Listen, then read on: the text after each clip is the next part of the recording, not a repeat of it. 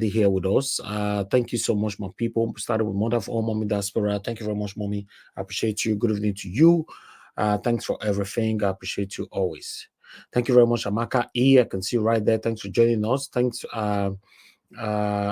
Who is right there again? Madatu Sabi is with us. Thanks very much, Madam. Good evening to you. Miracle B. Thank you very much. Lucy Eno. Thank you very much.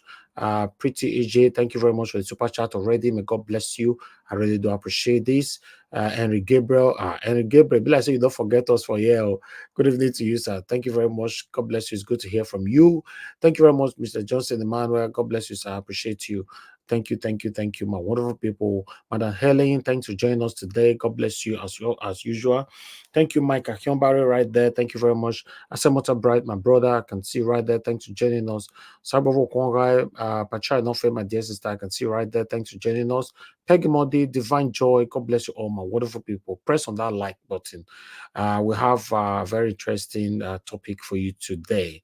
Fortress Ahiz, I can see you right there. Doris Odion, thanks for joining us. Mother Patricia Tagujomi, thank you very much, Madam, for joining us. Good evening to you. Nell James, God bless you all, my wonderful people. Nena Ogbona, thanks for joining us. Vitos Akwebele, Chichi, thank you, my good people. Lucky Yamo, thank you very much. Peggy Modi, thanks for the super chat as well. May God bless you, Madam. May pocket never ever run dry. I'm really grateful. Then we have more people right there with us. Osaga Daddy, thank you very much, sir. It's good to hear from you. Thank you, Victory all the way. Thank you, Osage, or dare I say, Ezewango. It's good to hear from you, sir. It's been a while as well. Thank you very much. Good evening to you. Michael Ogadamaro, thank you very much, sir, for joining us. Good evening to every one of you right there, my people. The reason why I have to come in quickly now, because I need to introduce this video that I want to play to you guys now. Remember that there's this trended video, short clip of El-Rufai's son, Bello El-Rufai. I would like us to listen to him because the guy talk for that video, you know, Sheun or Kimboloye, you know, I know the Sabi pronounce that his own name properly. Sheun that worked on channels, you know, interviewed him, but although on his own YouTube channel. You know, interviewed him on his own YouTube, not channels, on his own YouTube channel. So that guy talks so many things, which I would like us to listen to. Magnus Oraka have responded to him as well. I'm also going to play that one, but I'd like us to take it from here, my people. But let's take this like for that first, because I already see we have over 200 people already watching us across now, 242 people watching us across. Nigeria watch have about 150 there. So we only have 42 likes. Press on the like, my people. Press on that like. May God bless every one of you. And for those of you that want, you know, that lives in America, or even though you don't live in America, you want to vote on the opinion poll that I put there, please click on it. But the question is, who do you want as the next president of America? Trump, Biden, or none of them? Just click on anyone right there. At the end of today's broadcast, we're going to bring it to the screen to let you know the result that we have for you guys. I appreciate every one of you, my wonderful people. Please, the hashtag of Free Nnamdi Kanu. Don't forget, we are on a campaign till the end of March. Please do your part, do your part, do your part. It's very, very important. And let's do this together. God bless every one of you right there. Josh Blucher in the building. Thank you very much. Washington Omorege. Thank you very much. I appreciate you all. Peter Ife, thanks for joining us. Adola Wash, I can see right there. Also Francis, God bless you all. Austin Priest, thank you, my wonderful people. Okay, meanwhile, let's listen to El-Rufai's son on this particular video quickly.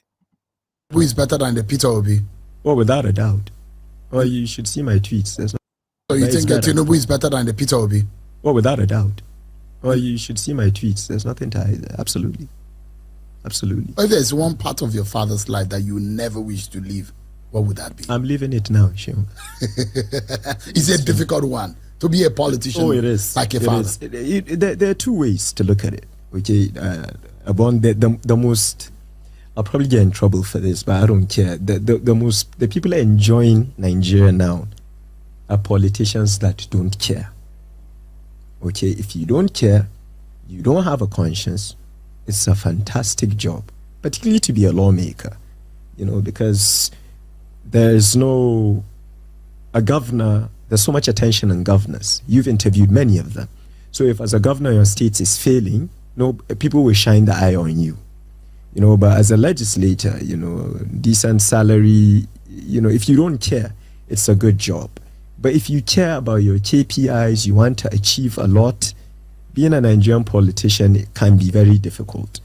Being an idiot cleric, lately a Muslim cleric, they came out and wished Her Excellency the First Lady, Senator Remi Tinubu, to die, you know. He came out to apologize later. I certainly hope the DSS are not taking his apology. It's only in this country that you say something like that and come out and apologize. But look, Sheon, again, let me get back to my dear friends, the obedience. A fire happens, and you have human beings coming out and saying, who did those people vote for? An explosion occurs in Ibadan, in Oyo State, and your first reaction as a human being is to say, the people that got burnt, who did they vote for?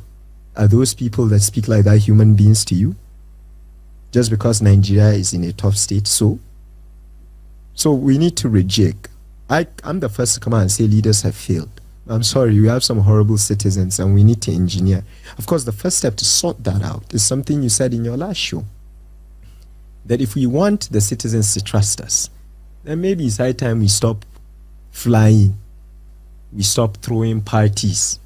You know, we sacrifice together, but we have to do it together. But there are bad people around. You know, it's been bothering me. They are lucky I've retired. So you're concerned about the obedience and the manner in which No, not just obedience. I just use them as an example. I like provoking them. But it's just our people. We've lost a sense of compassion and humanity. If somebody dies, I'm not going to ask them, did he vote for Tinubu? I'm worried he died. I'm worried how his family feel. Like looking for the obedience trouble. Yeah, they used to like me. They don't touch me as much. That's why I don't believe in polygamy, even though my father has 3 wives. To Nigeria, according to your comment, I agree with you 100%. That's why I wanted people to listen to this. We still have about 6 minutes to go. You know, if you want to watch the full videos, you can go to Sheon's channel, Mike on podcast. You know, but I want us to finish this. But secondly, that is not my job. I know very well that if I give you money to add a second wife, you're adding to a problem. You know, you add to children, I'll be the one to pay for their school fees. So I don't want those problems. I have enough in So you're a man of one man, one wife. That's your own philosophy. I tried to do that. But I thought you said your father is your mentor. Yeah, no. But in that area, I say it's not perfect. So in that area, maritally, you wouldn't follow his footsteps. No, I don't. I'm a bit. I don't want to say a white boy tendency, but I do. You know, but that's not even the point. I know myself. I know what I can take. So I don't start things I can't take. Even fights. I don't, you know, if I know I won't win a fight, I don't go in. You find it as a privilege being a chair of a very juicy committee as a finance committee. Yeah.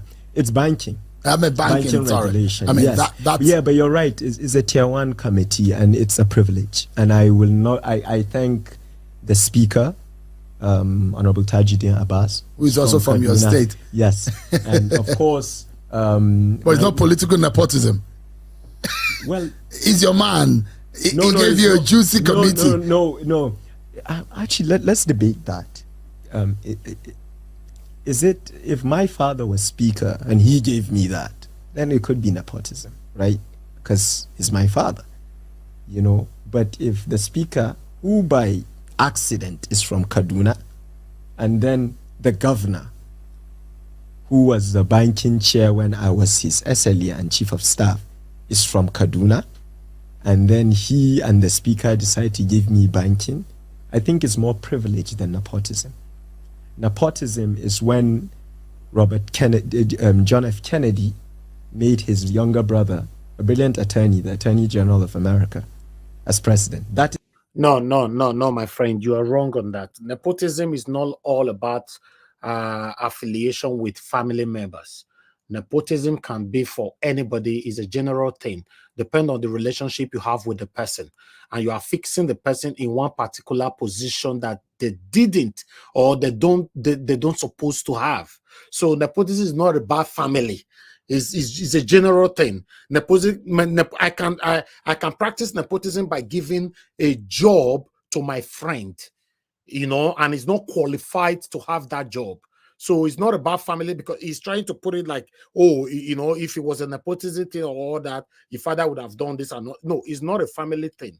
Nepotism can be described in depend on the situation. It could be your friend, your neighbor, or whatever. But just because you have one or two connection with this person, you want to pay this back, you know, by appreciating them of the past or what they've done for you in the past. Then you put them in a position they don't supposed to be. So nepotism, it can be seen that way. It's nepotism. You know, it's the argument right now, my dear friend, Sheyi Tinubu. The argument that is nepotism, I've not seen it. You could question maybe the ethics, depending on how you feel. But till the president of Nigeria makes Sheyi Tinubu Minister of Youth, I wouldn't call it nepotism by definition. But it's certainly privilege. Well, nepotism doesn't have to be biology. It has that's to be what I'm asking you. I don't people know. who are close to you. Because if you have a speaker who extended the privilege to you of heading a tier one as a first-time lawmaker. What if I'm very qualified? Yeah, but I'm not. I was joking. I don't have a but there are those who will say they are returning. They are ranking member who would have headed a tier one. I get the question. So you don't see a problem for those who find one in Sheyi Tinubu and his brother being on the president's entourage, and perhaps the manner in the protocol you had the both children before a very top-ranking minister. Your team is going to enjoy this part because I answered every question bluntly, and I love this podcast, but I'm not going to answer that because she is my friend.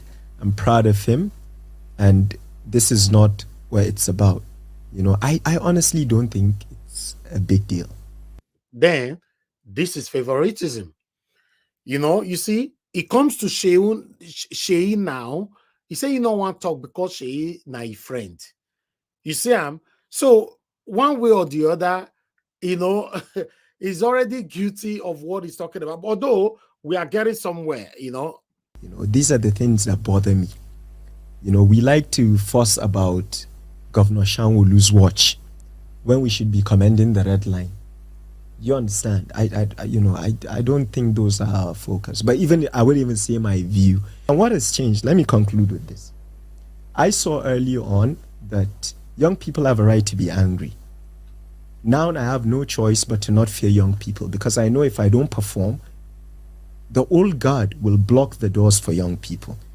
But if young people want to be foolish, disrespectful, not to me, I'm young, to elders, to make a point, to trend, to TikTok, let them keep being stupid. That is not how you gain power. That is not how you come here. That is not it. And we've lost it. This is why I'm telling you, if there's a tragedy now in Nigeria, you find young people behind keyboards. If you see themselves, you laugh at them, you know. But because you're online, there's a tragedy elsewhere in Wuse Market, and your first thought is, who did anyone vote for? Let me end it with that. We know who won the election. If they wanted to defeat APC, Atiku, Kwankwaso, and Obi should have stayed in one party. Their votes would have accumulated to 10. It's arithmetic. Even an illiterate has a vote. So if you want to play politics, whether you like it or not, you must play. The day PDP divided their votes between Kwankwaso's 1 million, Atiku's about 6, and Obi's 4, Ashwaju found it easy. A Muslim was not any fanatic. Okay, we've done Muslim. Who has Muslimized Nigeria? Someone told me the only way to Islamize Nigeria is to put Islam in our jollof rice. It was politics. You are from Southwest. A Yoruba Muslim is at a disadvantage politically. Because if it's a Yoruba Muslim, to get a Northern Christian, do you understand the dynamics? You know, but people don't want to say this, and then they will say, if it was me, I'll do what is right. It's a lie. You've not been there. Yes, thank you so much. All right. Thank you very much, my people. That is the end of that particular video right there. It's very unfortunate that although I agree with him in some area, but that last part, he didn't talk about the ringing because it's not, oh God, it's not part of, he don't want to discuss it because it's not part of the elites now. when we talk about political elites, I don't know. Somebody said the other day, I think it was Mr. Jonathan, we shouldn't call them elite anymore. I don't know what to call them. He's not part of them. It was once a chief of staff. He's not representing one of the constituency out there in Kaduna and all that. So he's gaining weight so much. So obviously you can't expect him to talk about how the election went. So he's talking about that, oh, because Peter Obi and Atiku, divided themselves, that's the reason why Tinubu won. No, that was not the reason why Tinubu won. Even at that, Tinubu did not win the election. Let's say it how it is. But meanwhile, Magnus Oraka have responded to this. Let's quickly listen to this, my people. I'm going to post out a link now. For those of you that want to join us, you can click on the link and join us here. And let's talk about all these things together.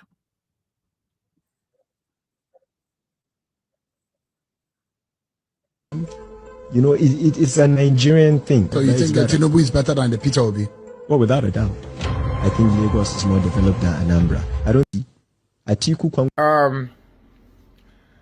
This very particular video has been trending, and the young man in this video is the son of the former governor of Kaduna State, El-Rufai. And quite frankly, I am not exactly proud. I'm not, again, exactly surprised that a leopard will always give birth to its kind.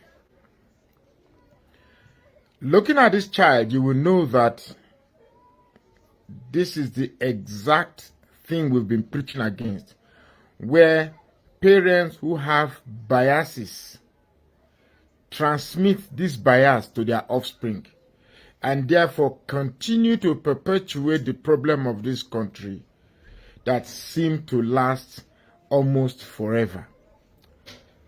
And our school system and educational system have not been able to change or perhaps give any hope to redirect our thought process to healing the many damage our forefathers have created to cut us along this hatred path.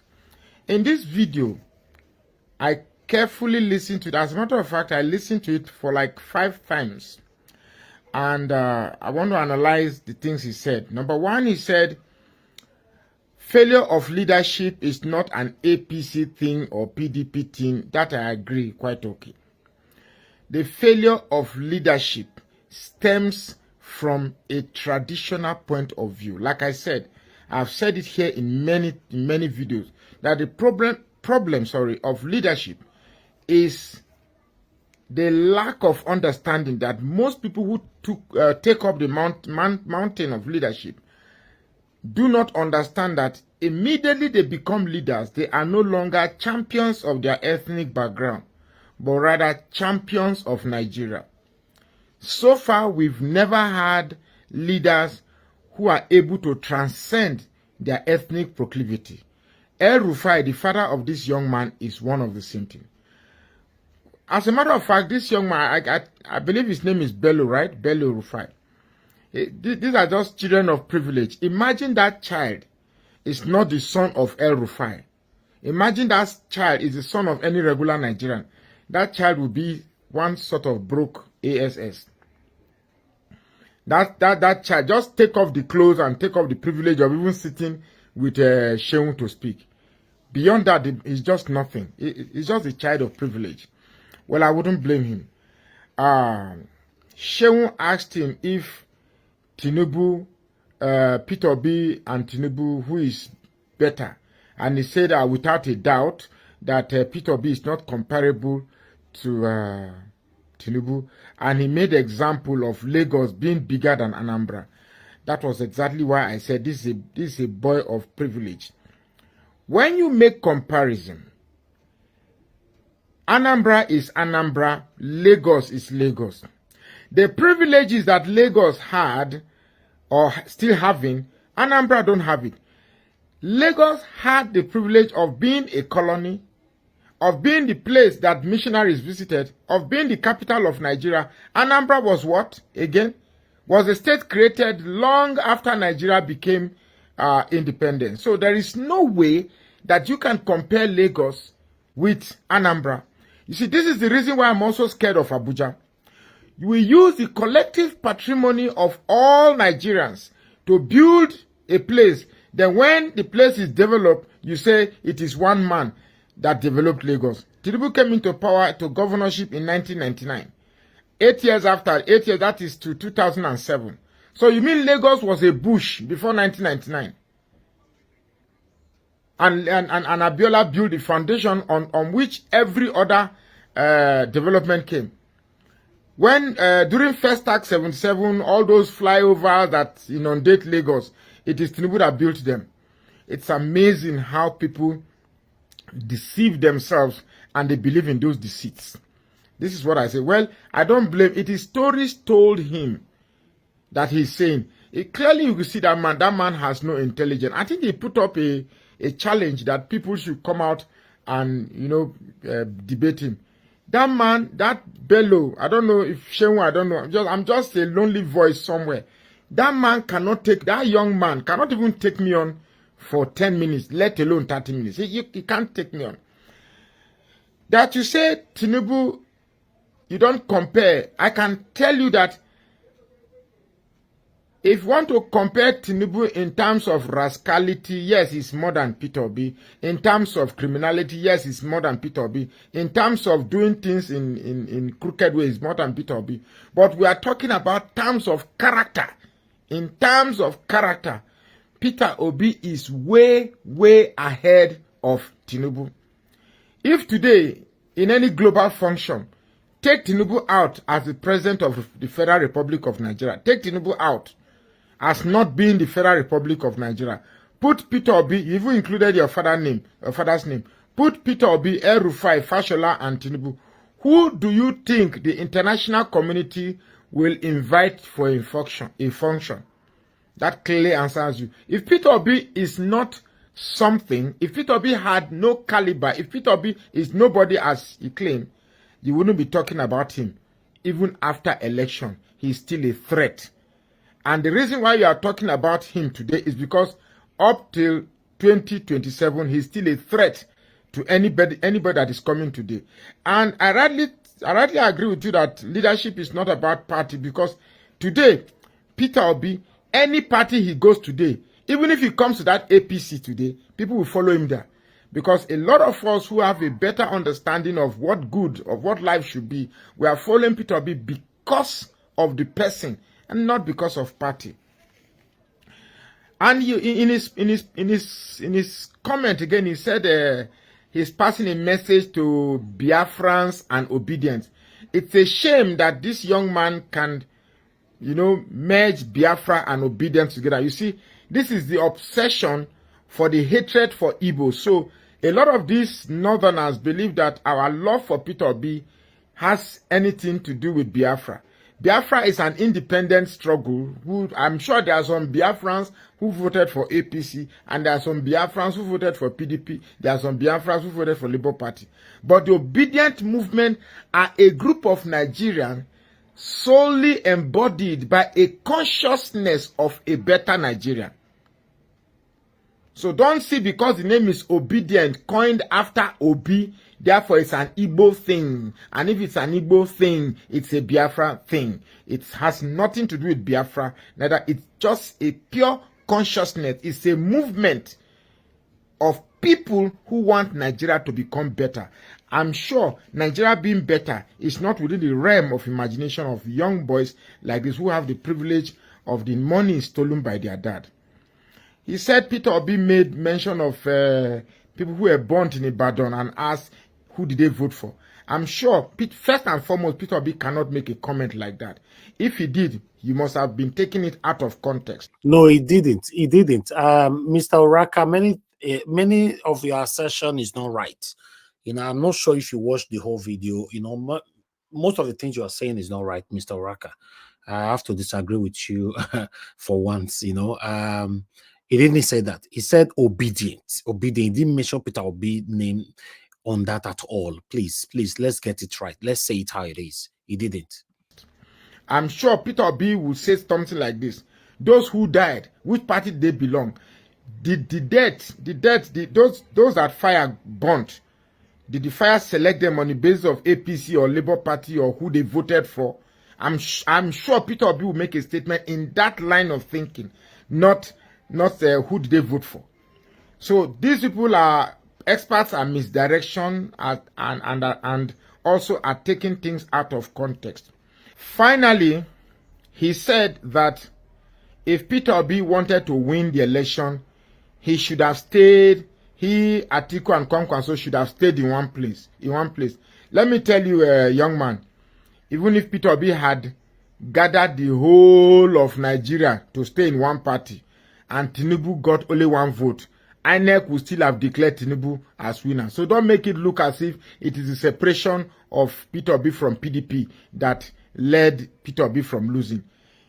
INEC had already made up its mind that it was going to give Tinubu based on the fact that Tinubu said it is his turn, based on the arrangement they had with Buhari. You rule your own, then I come to rule my own. That's just it. So there was no election on the 25th of February 2023. There was no election. Election did not take place. So don't give us that crap that Peter Obi ran away with Otiku's vote. And then, in addition to that, this idea, this arrogant idea that anybody who wants to win election must have the support of the North, I think is overrated.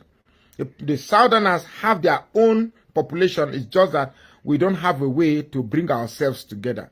But I believe we are getting there. If at all there's going to be an election in 2027, I trust you and I promise you that what happened in this 2023 cannot happen. I'm not going to say should not happen, but cannot happen. If it happens, then you will know that the time that you have used us to better yourself will end. This country will not know peace. My name is Magnus Oraka. Please follow this page and share this post now. All right, guys. Thank you very much. I appreciate you all. Mr. Oraka, thank you very much for that video right there. I know I'm your strong supporter, but most of the things you mentioned on the video, Mr. Bello El-Rufai did not say that. In fact, he applauded Mr. Peter Obi. Yes, his last statement was wrong. I already talked about that. You see, in this country, we should say things how it is. Even though we hate somebody, if the same person you hate so much is doing the right thing or saying the right thing, please acknowledge it. That is me, though. I don't know about others.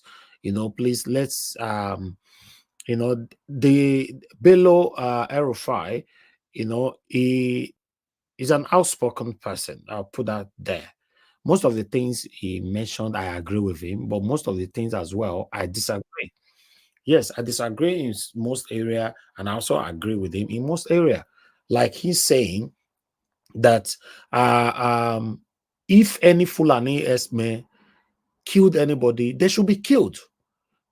This is the first time I'm hearing a Northerner saying that on the national TV. Yes, or a public space. They should be killed or jailed, but this is not happening in Nigeria.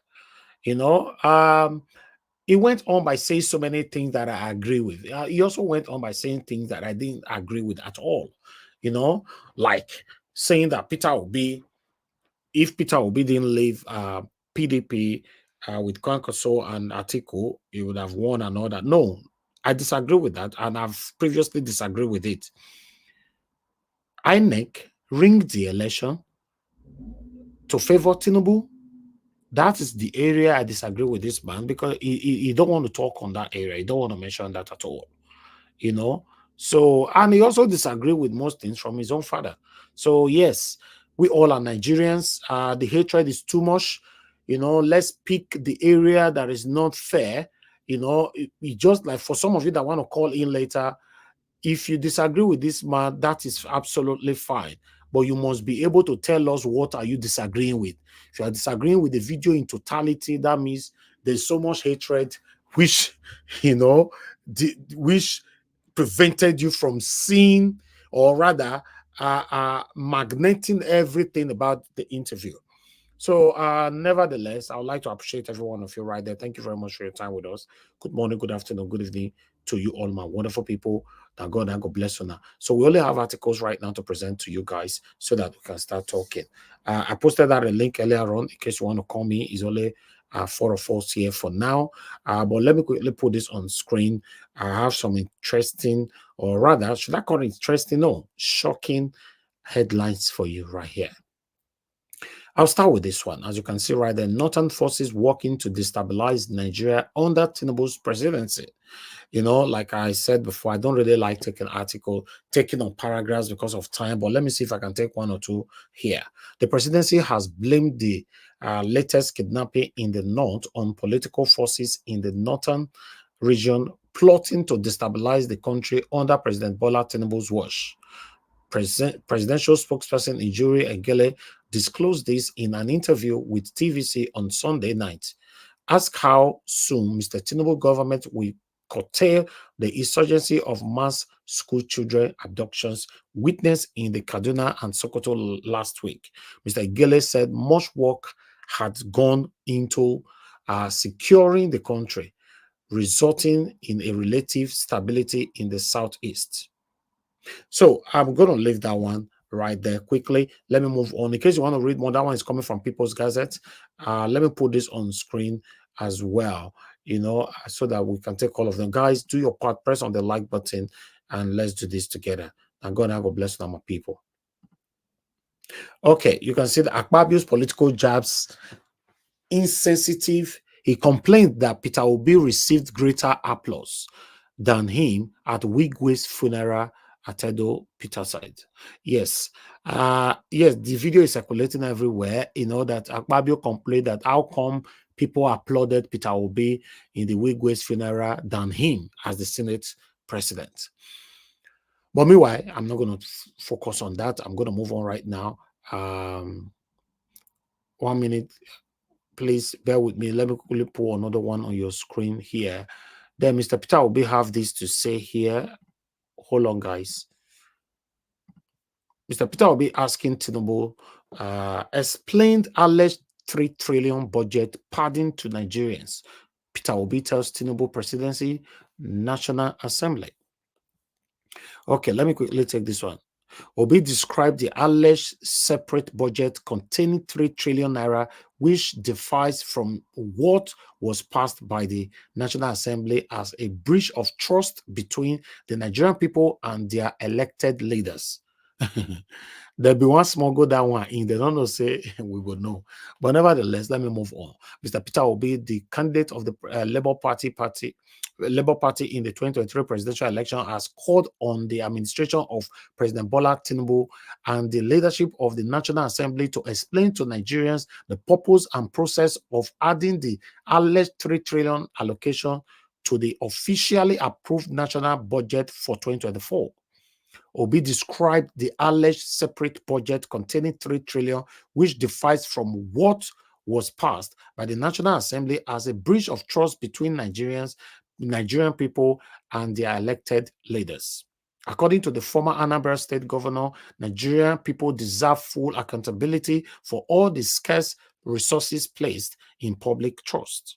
He questioned why such discrepancies should exist in the first place.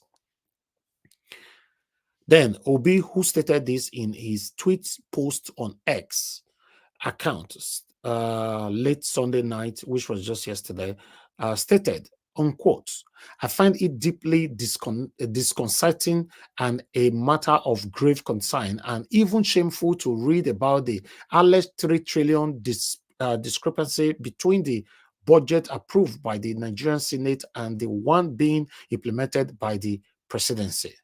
One senator claims there is a separate budget allegedly containing the 3 trillion naira that differs from what was passed by the National Assembly. The alleged discrepancy is especially worrying because it represents over 10% of our national budget, estimate at 29 trillion, and is more than the combined education 1.54 trillion and health 1.38 trillion official budgets. Mr. Peter Obi went on. Bear with me, guys. You know, when I scroll up like this, I don't see where I did. This lack of transparency is managing public fund is a breach of trust between the Nigerian people and their elected leaders. Every naira of our budget, especially in these challenging times, should be judiciously used to build a better Nigeria, he said. We also deserve full accountability of our scarce resources placed in public trust.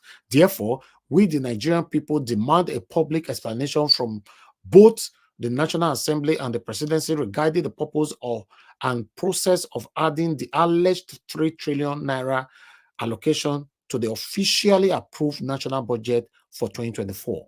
Transparency and accountability remain the cornerstones of good democratic governance at all levels. This is our unwavering commitment to building a new Nigeria, which we insist remains possible. That is Mr. Peter Obi. I'll not say when it comes to him, I finish the article. But meanwhile, I'd like to quickly put this on your screen as well, my people.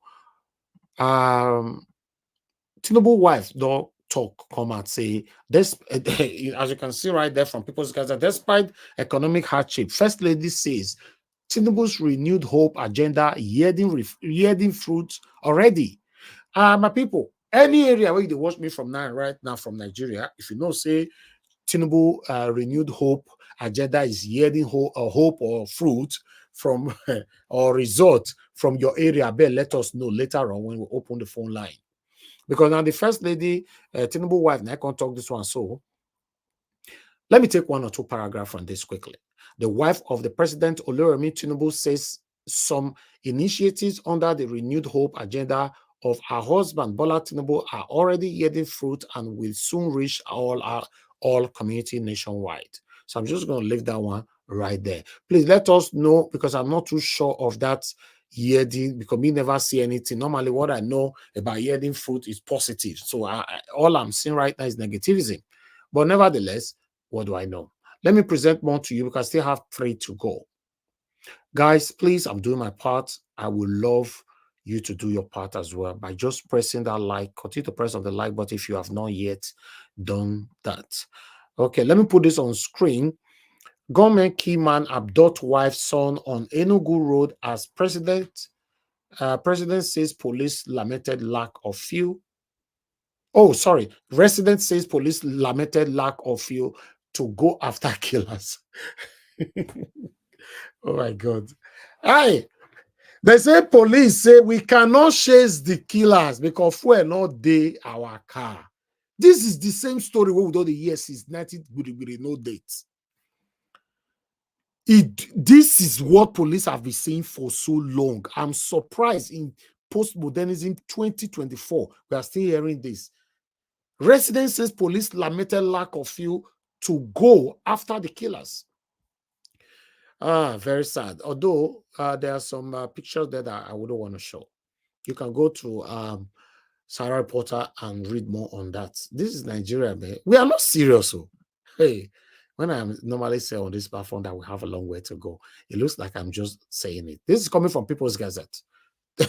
Buhari don't come out again for the second time with almost similar statements. Not much anybody can do to save Nigeria. Tinubu doing very well. I bet Muna no verse. I say I laugh.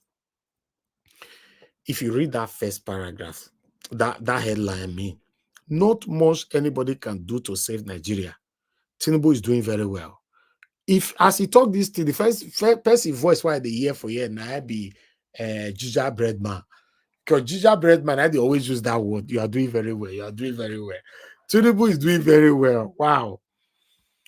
Now wow. Former President Muhammadu Buhari says his successor, President Bola Tinubu, is doing very well despite public outcry over increased economic hardship and insecurity in the country, adding that the country is so complex and there is nothing much anyone can do to save the country.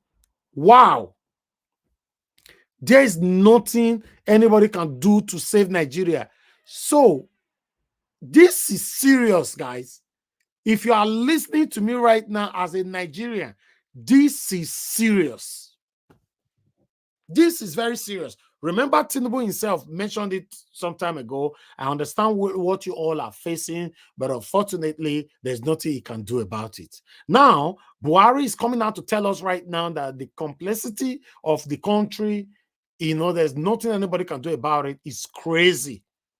It's crazy. Meanwhile, wow, I can't believe this. That was shake me, eh? Although, Peter Obi, I have the last article here for you guys. Peter Obi under fire. I don't know why. They don't say that they fire Peter Obi for here, according to Sarah reporter. Peter Obi under fire for condemning swords for lawmakers after SSG reviews. He bought 400 swords for traditional rulers as a governor. They don't remind Peter Obi of his past, though. Say, if you complain, say, lawmakers, they buy Jeep. Why you buy 400 cars solve for traditional rulers that time? So I don't know who will answer this one. Me not answer around. But Sarah reporter had in November 2023 reported how Obi lambasted President Bola Tinubu for allocating more funds for the purchase of sport utility vehicle source for about 400 lawmakers than the total amount allocated to primary healthcare in 2023 budget. The presidential candidate of the Labour Party LP in the 2023 general election, Peter Obi, has come under fire for condemning the purchase of SOF for federal lawmakers as his former secretary to the state government SSG, Oseloka Obaze, revealed how Obi bought 400 swords from Innocent Motors for traditional rulers when he was the Anambra state governor. Okay, maybe some of you where they stay Anambra or where you understand better on this will take us through on it later on. As you all know, as everything be, that's what the reporter for this platform. I appreciate every one of you, my people. Thank you very much for your time with us. Good morning, good afternoon, good evening to you all. I've done my part today. That is all I have for you guys for today. But meanwhile, I'll go on this quick break. I can see more people on the backstage. I'll quickly start adding you guys right now. Bear with me, guys. I'll go on this break. When I come back, I'm going to pick calls so that we can start with callers. Thank you very much, my people. Now God bless you now.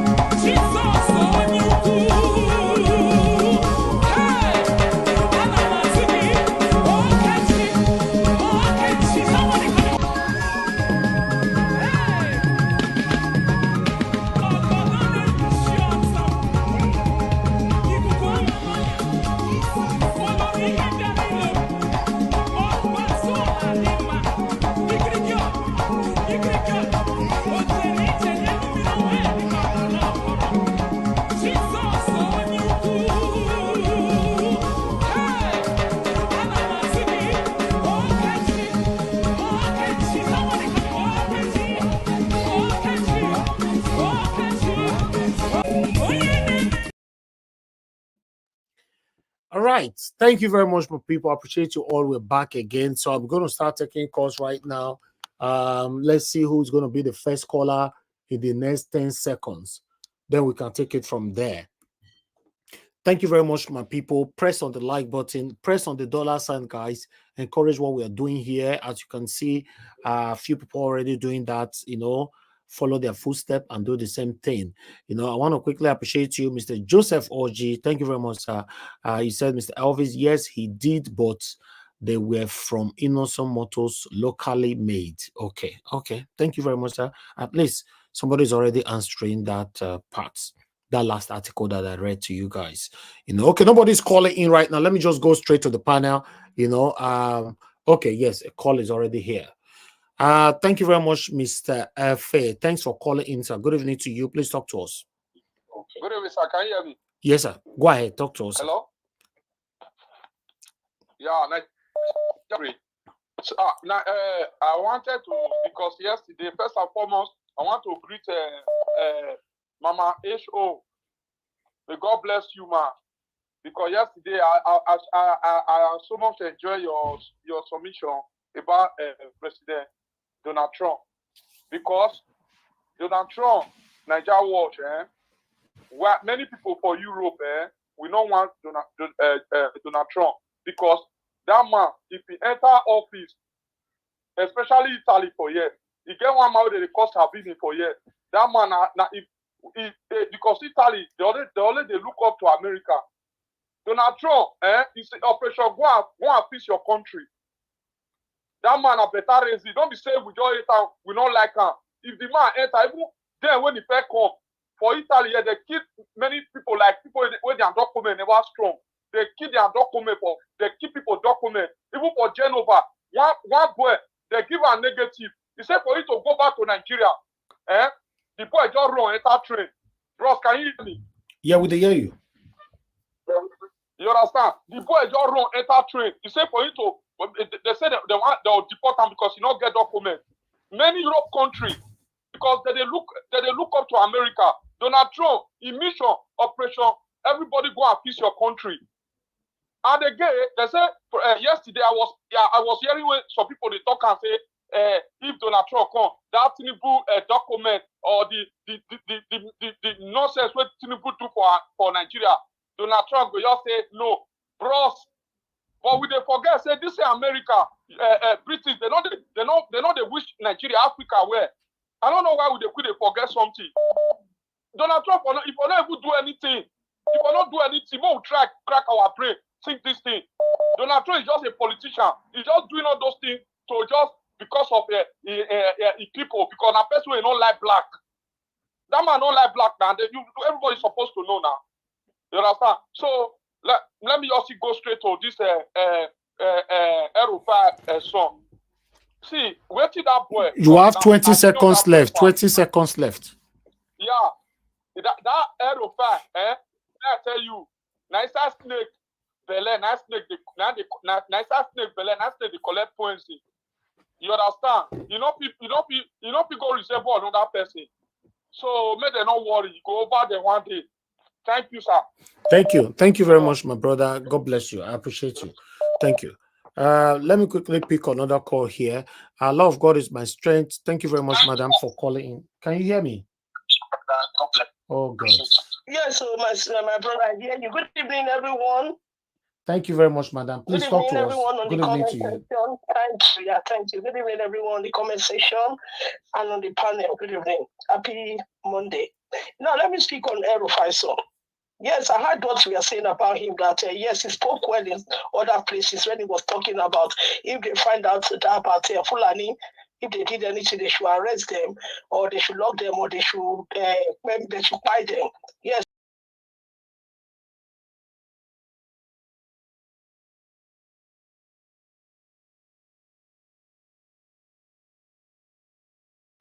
I want to put it to him that it's totally wrong. There's nothing that's showing that Tinubu is ready for this position. They say Tinubu prepared to take on this job that he got, but it's not showing it in whatever he's doing now. He's spoiling the country even more. And to Mr. Shehu, the journalist, I've noticed that Shehu is always calling to Mr. Obi in every interview. He will always bring Mr. Obi to it. So I don't know why he's doing that. So I just want to tell him that, please, Mr. Shehu, please slow it down. Mr. Tinubu, Mr. Obi is not the president of Nigeria. Talk about Tinubu, not Mr. Peter Obi. Now, I'll quickly go to Tinubu. Tinubu is complaining now that the North, they want to destroy his regime. I want to say no, they are not destroying anything. That he is the one destroying his regime. Because if you remember what he did for against Jonathan, how they organized with the northern people and they did a march. They did a march against Jonathan. They organized themselves, put their hands in Ikorodu And they did that march to destabilize Jonathan government. From that time, we started to see kidnapping. From that time, we started to see all these things that is happening in Nigeria now. So, Mr. Tinubu, please, you should bear what you are bearing now. Bear, don't complain, because you also, you've done it before to somebody else, and it's just the beginning. Quickly, I'll go to Remi Tinubu. When Remi Tinubu said Tinubu is doing very well in the renewal of, Madam, there's nothing that is happening. No. Madam, ìyàwó Tinubu kò sí nǹkan kan tó ṣẹlẹ̀. Ìlú ti dàrú o. Ìlú ti dàrú o. Gbogbo èèyàn ti ń sá o. Everybody is running from the country. Oh. So I'm telling you, Remi Tinubu, there's nothing your husband has done. We have not seen one thing that we can pin to Tinubu. He has done nothing. He said he has destroyed everywhere. Akpabio, Mr. Akpabio, continue what you are doing. Oh. One day your cup will full. Thank you. Thank you very much, but the love of God is my strength. Thank you. You know, the way they call Akpabio. Be like that Akpabio, both in name and everything are bad luck, everything to wait concerning that man. But nevertheless, I appreciate you all, my people. Thank you so much. I would like to come to the panel. Okay, I have another caller quickly. Let me pick this. Good evening to you, sir. Thanks for calling in. Please talk to us. Good Hello, evening to you. Mr. Nadia. Good evening. Yes, sir. Please talk to us. Good evening, Mommy Diaspora. Good evening to everybody and the panel. So, Mr. Nadia, yes, sir. Tinubu says Northerners has police regime. Let me tell you, Tinubu has nothing to offer. And his wife says he has done a good things. We are going to see. Look, since he wants Tinubu go to power, he has never commissioned any project, single project, and never commissioned any single project. Tinubu has nothing to offer Nigerians. He should just go away. He has nothing to offer. They just come to steal our money and take it away. That's all that after. He has never do anything in Nigeria. And then they said about Peter Obi. Let me tell you, our principal said it the time his campaign. He has already exposed himself concerning that one. He said he ordered motor from innocent motor for the Obas of Anambra, and who other governors used to order from motor from abroad, but he decided to offer local motor from Nigeria to his people, and they were he was to joke himself. He said they said it will kill all of them. If he's going to kill them, let it kill them. So he has already said himself that he is buying motor for them. So nobody should say anything about it. They have nothing to say about Mr. Peter B. So they should go and rest. They have nothing to offer. They should go and rest. APC should go and it's an evil party. It's an evil organization. All right. They should go and rest. Thank please. you, sir. They should not talk here because Nigerians are not ready. They have nothing to offer Nigerians. They come to pass for 9 months now. Single project. He has never committed single project. Commission to single project. So what are they talking about? They should go away. Shame on them. Okay. Thank you, Mr. Nadia. Thank you, sir. God bless you. Thank you very much. We have Madam Origin on the phone. Madam Origin, off your TV, please. Oh, thank you very much, Madam Origin. It's off, yes. Yeah, good evening to you, man. Please talk to us. Good evening, everyone. Good evening, Mr. Niger Watch. Thank you again for another day. What can we do without you? What will the people of Nigeria do without you for what you are doing? Thank you so much. God bless you. We are here again with our civil duty that we have voluntarily. Everyone here is on volunteer to see what we can do to see how we can deliver our people. Mama Diaspora, God bless you, ma.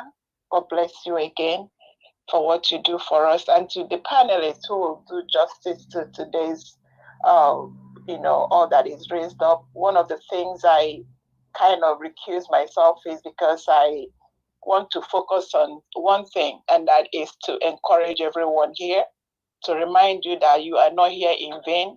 You are already doing a great job for your country, for the people that are, in the prison, in bondage of what Buhari and Tinubu rightly said. They said if Nigeria cannot be saved, there is nothing they can do. And that is a big word. Thank you, Mr. Niger Watch, for highlighting on that.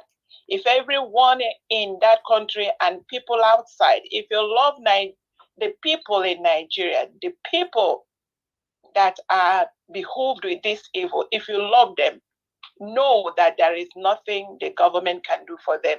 The system that is put in place, it is like a template. It does not matter who is sitting there. Whoever that is sitting there will do what the template say. And that template is not life, it is life-threatening to the people, to the indigenous people. It is life-threatening to anyone, the people that have owned the resources. It is life-threatening to the people that own the land. Because the people that are there to steal, to buy, to destroy, don't care about the people. I want to talk about this affluenza guy, Mohammed Bello El-Rufai, the son of a privileged. There is one time in America when they wanted to give a diagnosis on that, it's a package. They got it. The children of the affluence have no clue. They don't even know that they have that thing called affluenza. They are braggadocious, they are audacious, they go to the best schools, not knowing that knowledge and education or whatever does not give common sense, and it does not bring wisdom. So they are in this high horse, in the third cloud. How could they understand? How can El-Rufai's son understand or feel what we are feeling? If he say he feels, he's lying. So I give it to him.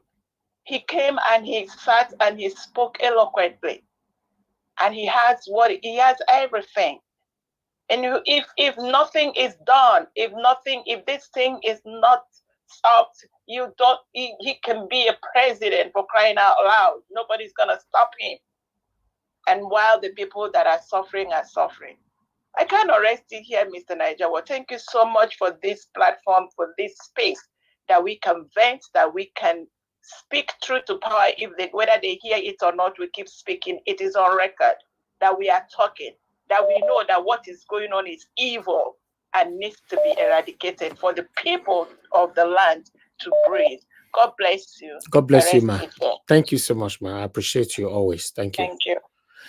All right, Mr. Chimeze, thanks for calling in, sir. Good evening to you. Please talk to us. Hey, good evening. Yes, sir. Talk to us. How is everybody doing? I hope we're all right.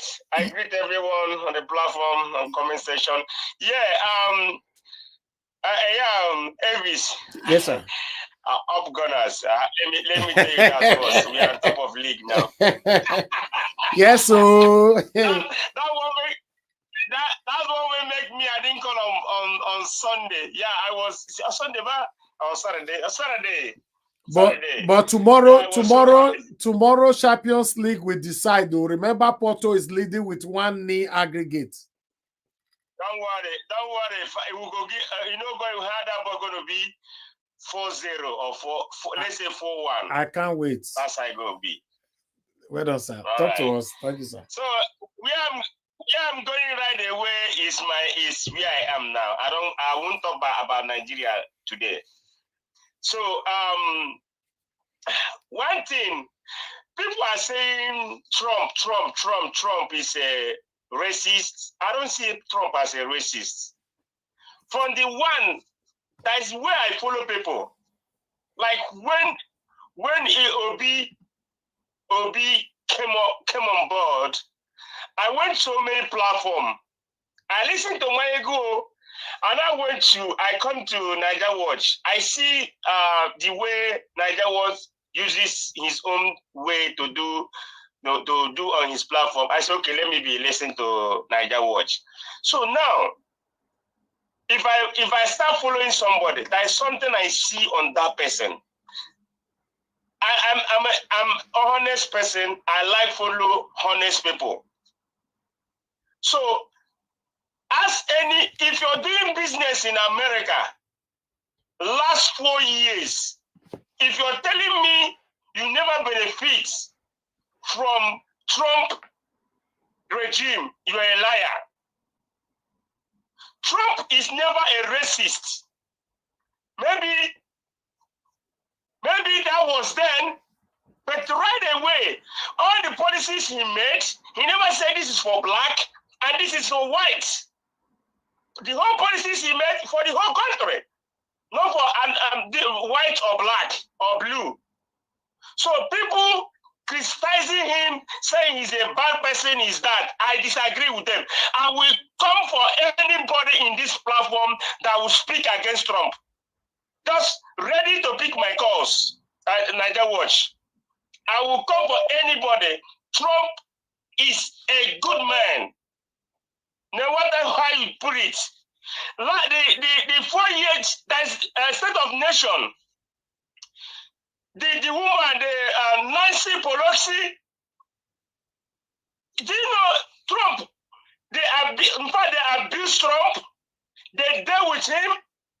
If you know what Nancy Pelosi did to Trump, the State of Nation book, he tore it on the national TV.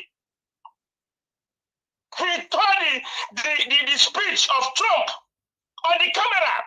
He didn't even hide her feelings. How can you tell me such? He said because she's a Democrat. So how can you do that? You don't even kind of say, let me hold myself. The whole president, you tore his speech on the national TV. So all these people that are saying, oh, Trump is because of the media. Media are spoiling people here. Media have make people wrinkle their eyes. They can never see. So I support Trump from the one when Trump came on board. Up to today, I still telling my family, even in school, they touch my kids, bad thing about Trump. Even if I get home and say anything to Trump, they will say, ew. I said, don't do that. I was alone in my family here supporting Trump.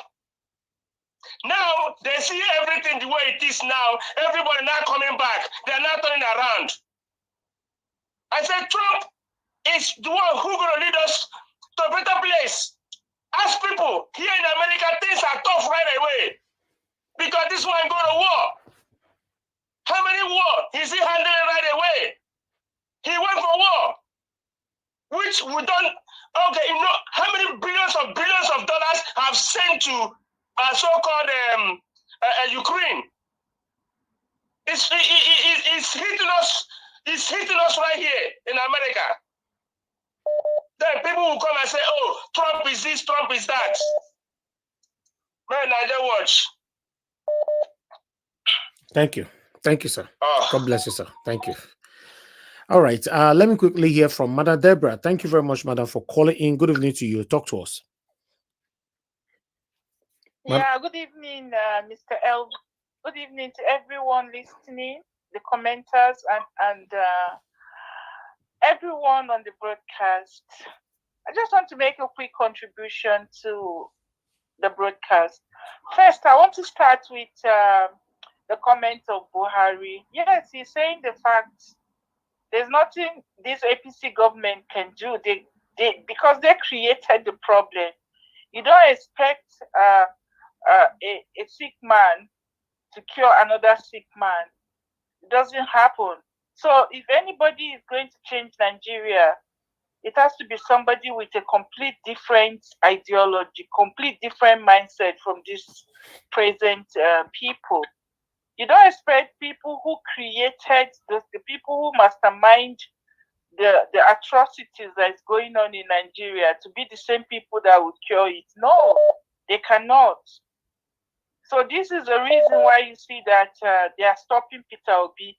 They want to be able to stop Peter Obi from becoming a president because they know a lot of secrets will be exposed, and Peter Obi will have to start doing a lot of things that they have put in place, which they themselves can. They are part of the destruction. So there's nothing they can do. Tinubu is equally a part of the problem. Yeah, so it's very difficult. They cannot solve the problem that they themselves created. So that's the fact. He's just saying the truth. There's nothing they themselves can do about it because they created the problem that is going on today. They did this kidnapping and everything was their handwork. So let me just quickly say something about one of the videos that you is it the article that you presented? I think about Akpabio.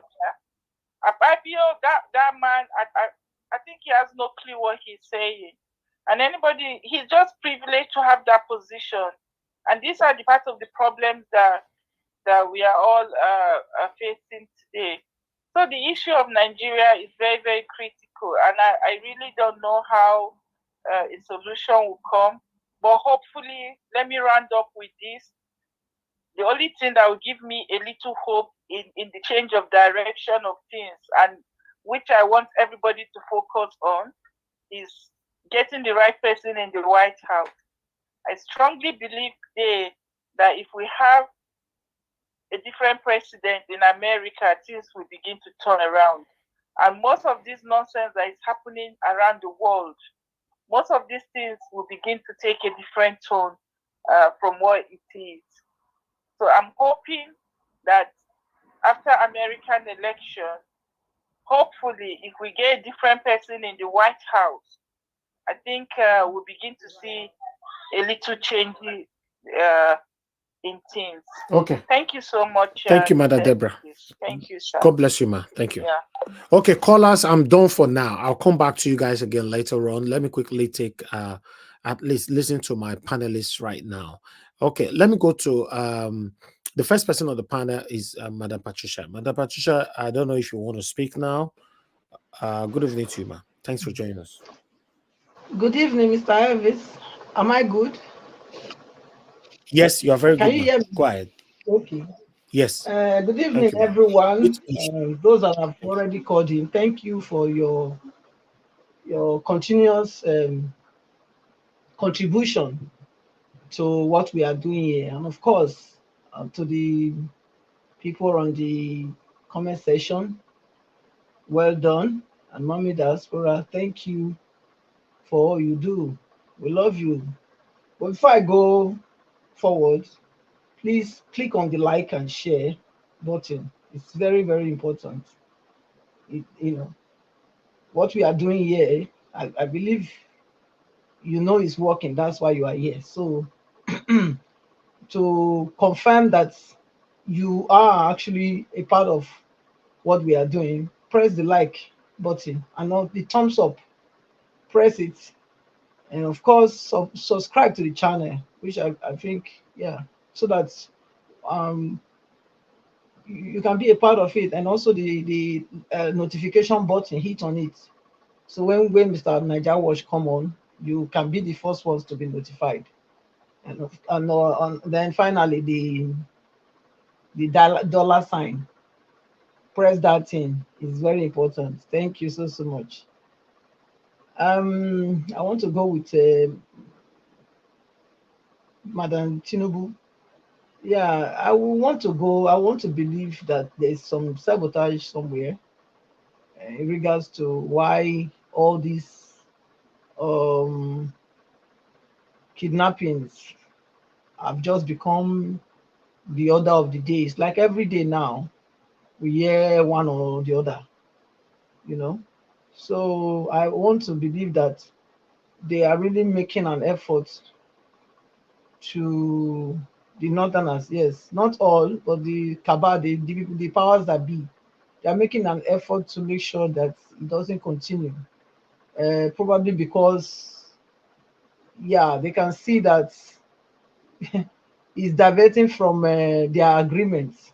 Only God knows what agreements they had or what their expectations are, you know, because those the what they call a Muslim ticket was not ordinary, you know. There must be a kind of expectation why they consented to it, you know. So I believe since those things are not working in their favor, they are trying all means to make the government really look extra bad, you know. So that's what I can see in all these things happening down there, because it has become too rampant too often, you know. Which day here we were talking about the one in the Bonu, then the other day was Katsina, the other day was now Sokoto. I mean, what's going on? Are they not the same people? They are the same people now. They are the same people, Fulani, Hausa, whatever. Can they address themselves? You understand? So I want to believe that this is being organized. It's a sabotage. I want to go with that thought to that line, that thought pattern, that this is an organized something to destabilize the government, even though we know that, to my own opinion, it's not really doing anything that I've seen there that is working. But at least with all this bandit becoming a commonplace now there, it's making the whole thing even more shaky for him, for the governance. So for the government. So I want to go with that. Then the one that came, Rufai son, that person is a biased person. You know, you can see it's just sweet talking. It's sweet talking, you know, because when push come to shove, everything that was him came out. You see, he was talking tough, talking like he's different, until the ball was brought right to his court. You know, as long as it was far away, he was able to dodge it. But when it came to right to his court, he couldn't do but bring himself out. You say you want a better Nigeria. He's fighting for. He doesn't believe in zoning. That's what he said. He doesn't believe in zoning. It should be that if you are competent for the job, then you take it. And then we are asking you, Shoaib is asking him of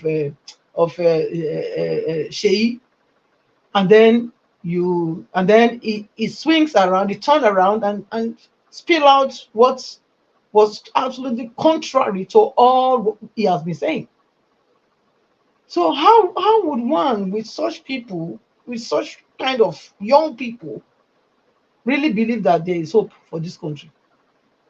First, you say you don't believe in nepotism. You don't believe in favoritism. You believe in competence and merit. Then, when the boy is brought to you for you to now tell us where you stand for real, then he failed it. So, which means all those whatever he has been spilling out was just all a lie. Was all a lie. Because at the end, what is said last is what shows his character, the kind of person he is. So that's what that's how I saw. That's how I see that. It's not worth it. It's a shame that these are the people that are running the affairs of Nigeria. People calling him to say Trump this, Trump that. Look, you people should go and do more research, because you are just looking at the surface. You are not looking at the broader picture, wider picture. You know, you are looking at just the surface of what he's doing. You know, and Trump has been set up by these Democrats. All the lies they are lying against, all of them, they are lies. Even if anything is true, is before he became a politician, before he became president, you know. And look at, and everything they are even saying, people that are supporting, that are saying Trump should not be, is very selfish. The reason why they are even saying that he shouldn't be, they are talking about, the other one came the other day, yesterday, was talking that he should, because he took work from black people. I don't know, took work from black people. How can you take work from black people if you are competent and you know what you are doing? Is it not good thing that sell himself? So you want to get a position just because, just the same thing we are fighting in Nigeria. That's the same thing you are telling us to allow in America. Because you are from a particular ethnic group, so they should put you in some certain position, even when you don't deserve it, even when you are not qualified for it, even when you don't merit it. How do we get here? The other one was talking about immigration in Italy, how it affected them, whatever. Excuse me. If you didn't come illegally to Europe, if you come through the door, the right door, and in the right way, will you have immigration problem? No. That's the question you are not asking yourselves. You know, you always want to make things look like the people that are telling you, no, this is not the way to do things, look like they are bad. It's not so. If you came with your right qualification, for example, even everywhere in Western world, if you have some certain degree, you want to come and work, you get automatic, you know, entry visa, and you don't have problem with immigration. Automatically, you have a resident. So if you are sneaking through the sea and through the this, through the that to come, and later you want to come and merge, and they're telling you that's not the way to do it. So why are you blaming anybody for that? That's your choice. Do you get it? Yes, we have to say things the way it is. You cannot, because of that, say Trump is a bad man. Because he's telling you come through the door.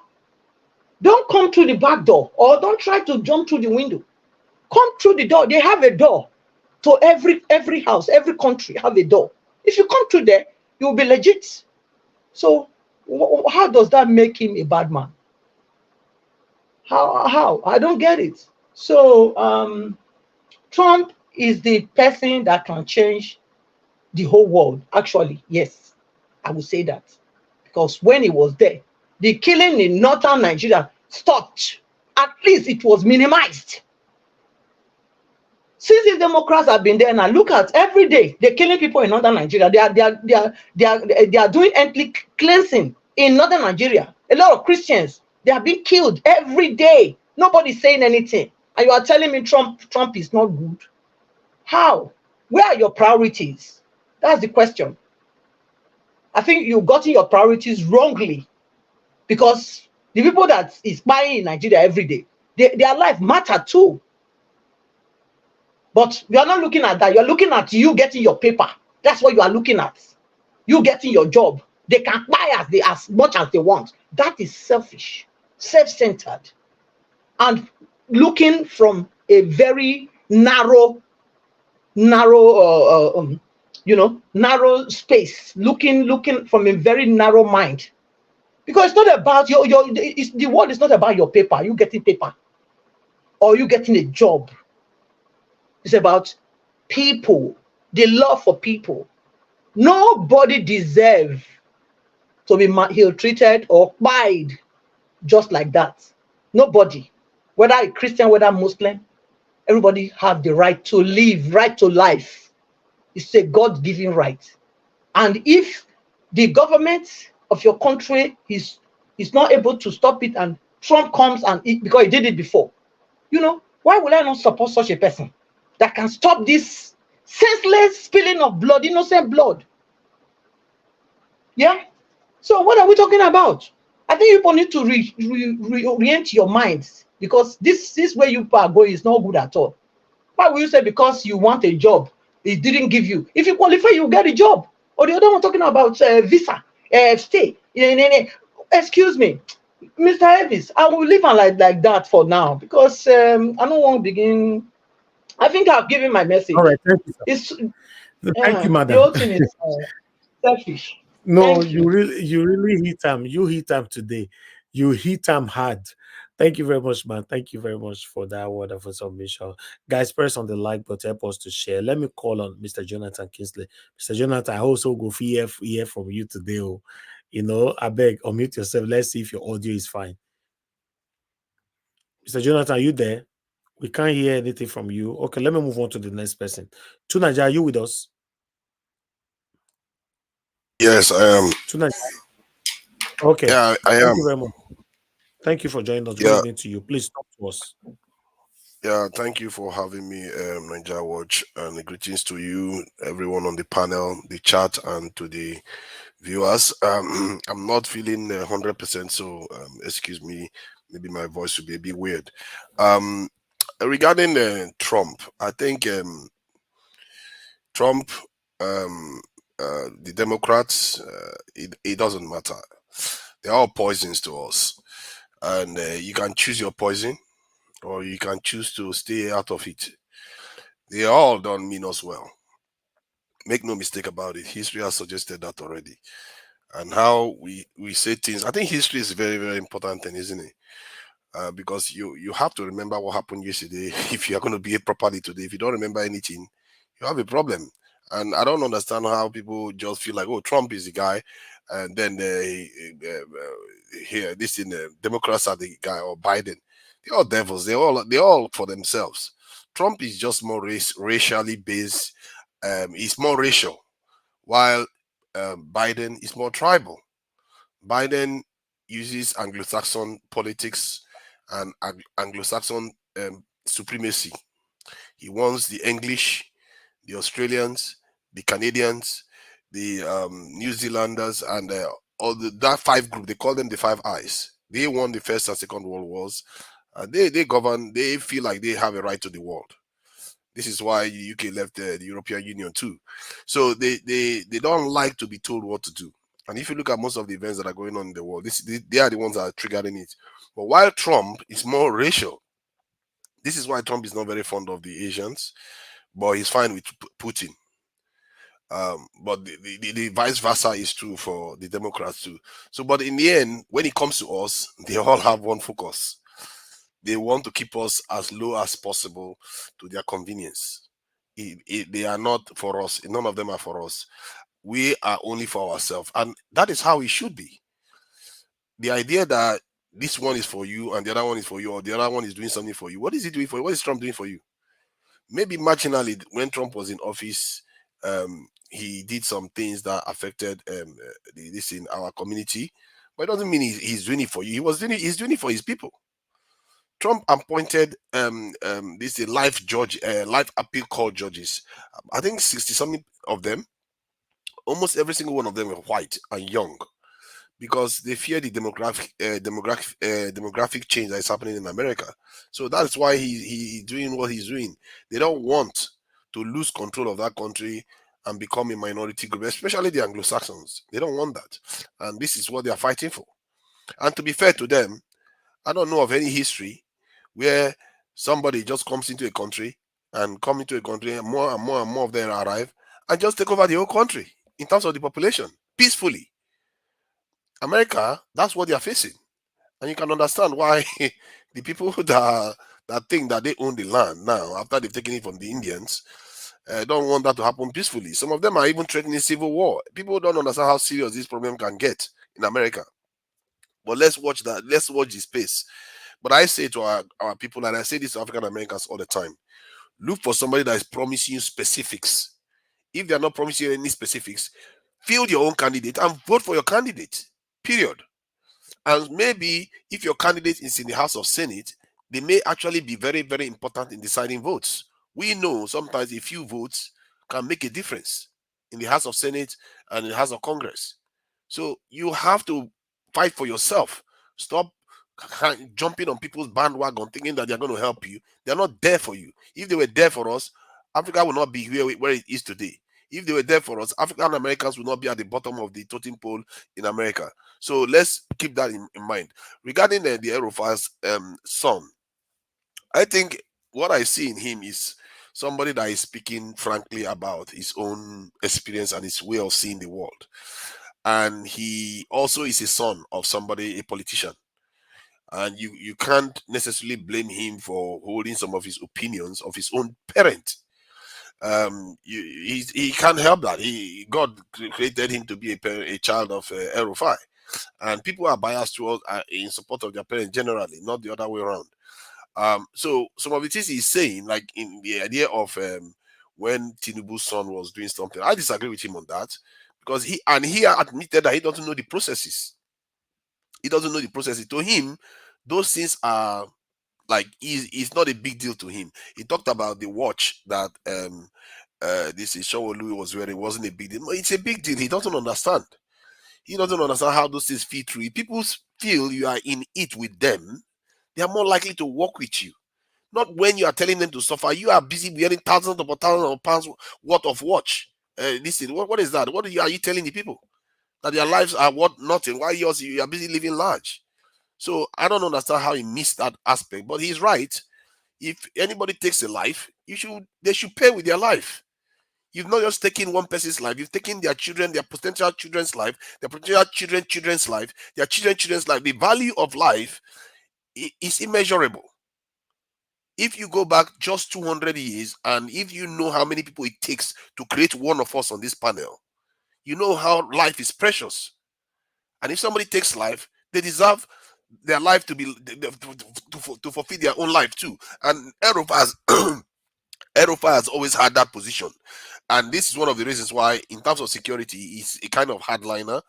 And he was the one at Chatham House that said that we needed to increase our security forces, and talked about the 1 million or something and doubling the police size. But guess what? He didn't make it into the cabinet.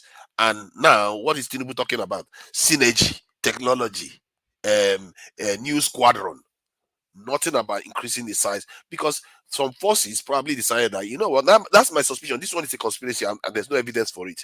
Some forces probably felt if this guy was in office, he's a hardliner on this thing. He's going to shift our security posture fundamentally, and they don't want him to go near power. And I like what his son said about how an individual cannot change a country. Now it takes a collective effort. I was having a conversation with somebody yesterday, and I said, you have a clutch of leaders to be able to do anything. Because if P2B ends up in office, he has to order somebody. And that person has to order somebody. And some things they have to do will have to be very difficult. Those people have to have vision. Not just because they are afraid of their leader, or their leader is going to hold them accountable. They have to believe. They have to have insight. And this is why it doesn't take one person. And you can see that even he almost resorted back to the position where Fela was, when he says, who be government teacher, he says the culture and tradition. And he literally went on to accuse this thing, saying the people of Nigeria, something about, he was trying to say something there, but I think he moved on from that point. So, but I'll leave him at that. I have areas I disagree with him, and I have areas that I agree with his point. Even among Satans, sometimes the action they are taking could be the right one. And if it's the right one, you should support that one, because that meets your own requirement. It helps you move forward. If just because the person is from somewhere you don't like, you disagree with the person, and even when they are saying something positive, you hate it, then you are not thinking rationally. You are not tapping into all the opportunities in life that could benefit you. And that is a shame, because some people just hate him just because he's the son of El-Rufai. They don't care whether he said, oh, anybody that kills if a Fulani herdsman that kills anybody should die. Are you going to disagree with that too? Come on. We have to be reasonable with each other here. And he's a young man. He will learn. Personally, I would like to have a conversation with that guy. I really would. Because he seems like he's heading in the right direction, but he's not there yet. That the way he treated nepotism and that watch issue is not there. Kidnapping issue, I think that one, I wasn't here when most of that happened. I think Nigeria, we've had at least 700 people get kidnapped in Nigeria. And this is why I like El-Rufai, people like that, because they actually believe in solving problems. And all these people that are just yapping all over the place on the media, I don't even know who call all those people security experts. Or most of the people that they are calling themselves security experts, they are not security experts. You don't even need security expertise. Just go and check the data online. All they needed to do was recruit people. They don't want to recruit anybody. All these mumu people, they wear their mumu wear trousers. They can't think straight. They say they are security expert. We need technology. Every time security events occur, what do you think they say? Oh, by the time the security forces arrive, the people have gone. Because you are not everywhere. You pacify the northeast, the problem goes somewhere else. You pacify one side, the problem goes somewhere else. Because one man cannot defend 1,000 people. You can try, but you will fail. Any sensible nation will know that. And our people refuse to agree or move in that direction. If you keep going in this opposite direction, 770 people got kidnapped in about a week. In only one region in Nigeria. Human beings. This is industrial scale kidnapping. And we keep allowing it to just keep going on. Because for some weird reason, we don't want to take responsibility for ourselves. We don't want to secure our country like other people do. That is strange. So I'll move on to Akpabio. What can I say about it? You know, this is our problem, isn't it? If you see Akpabio, the way he behaves, you can see why we have a problem in the country. You can see it. Because these people are not leaders. The only skill they have is the ability to be cutthroat. They are willing to take life to get to power. They are willing to cheat and lie to get to power. And which is some of the traits. You have to be ruthless to get to power. And willpower. Because sometimes you may have to be in power when things even go against yourself and your family members. You have to be ruthless. Because it's not about you anymore. But that's the only gift they have. The ruthlessness. But the loyalty to their people, zero. Pettiness, they are 100%. They are going to be petty. Just playing stupid games. And the guy just embarrassed himself, to be fair. And let me just move on to Buhari. I don't want to waste my time with Akpabio. Buhari coming to say what he said. I think they just probably somebody went to him and said, you know, well, come and say something just to lend support to Tinubu. And he, being a traitor himself, somebody that betrayed Nigeria, this is a man that was in office. He was supposed to recruit 10,000 police officers every year. For 8 years when he was in office, he managed to recruit only 20,000, and half of them they were barely paid because of confusion in the police force. This is how useless these people are. It's just it's astounding. 10,000 is nothing, but even that he couldn't fulfill, and he comes here to say there's nothing. Why would he not say that? These people they are conditioned us to accept low expectation. It's like unbelievable. Just unbelievable. The other day when I was saying that India, in 3 years, generated 20 gigawatts of electricity in 3 years with solar power.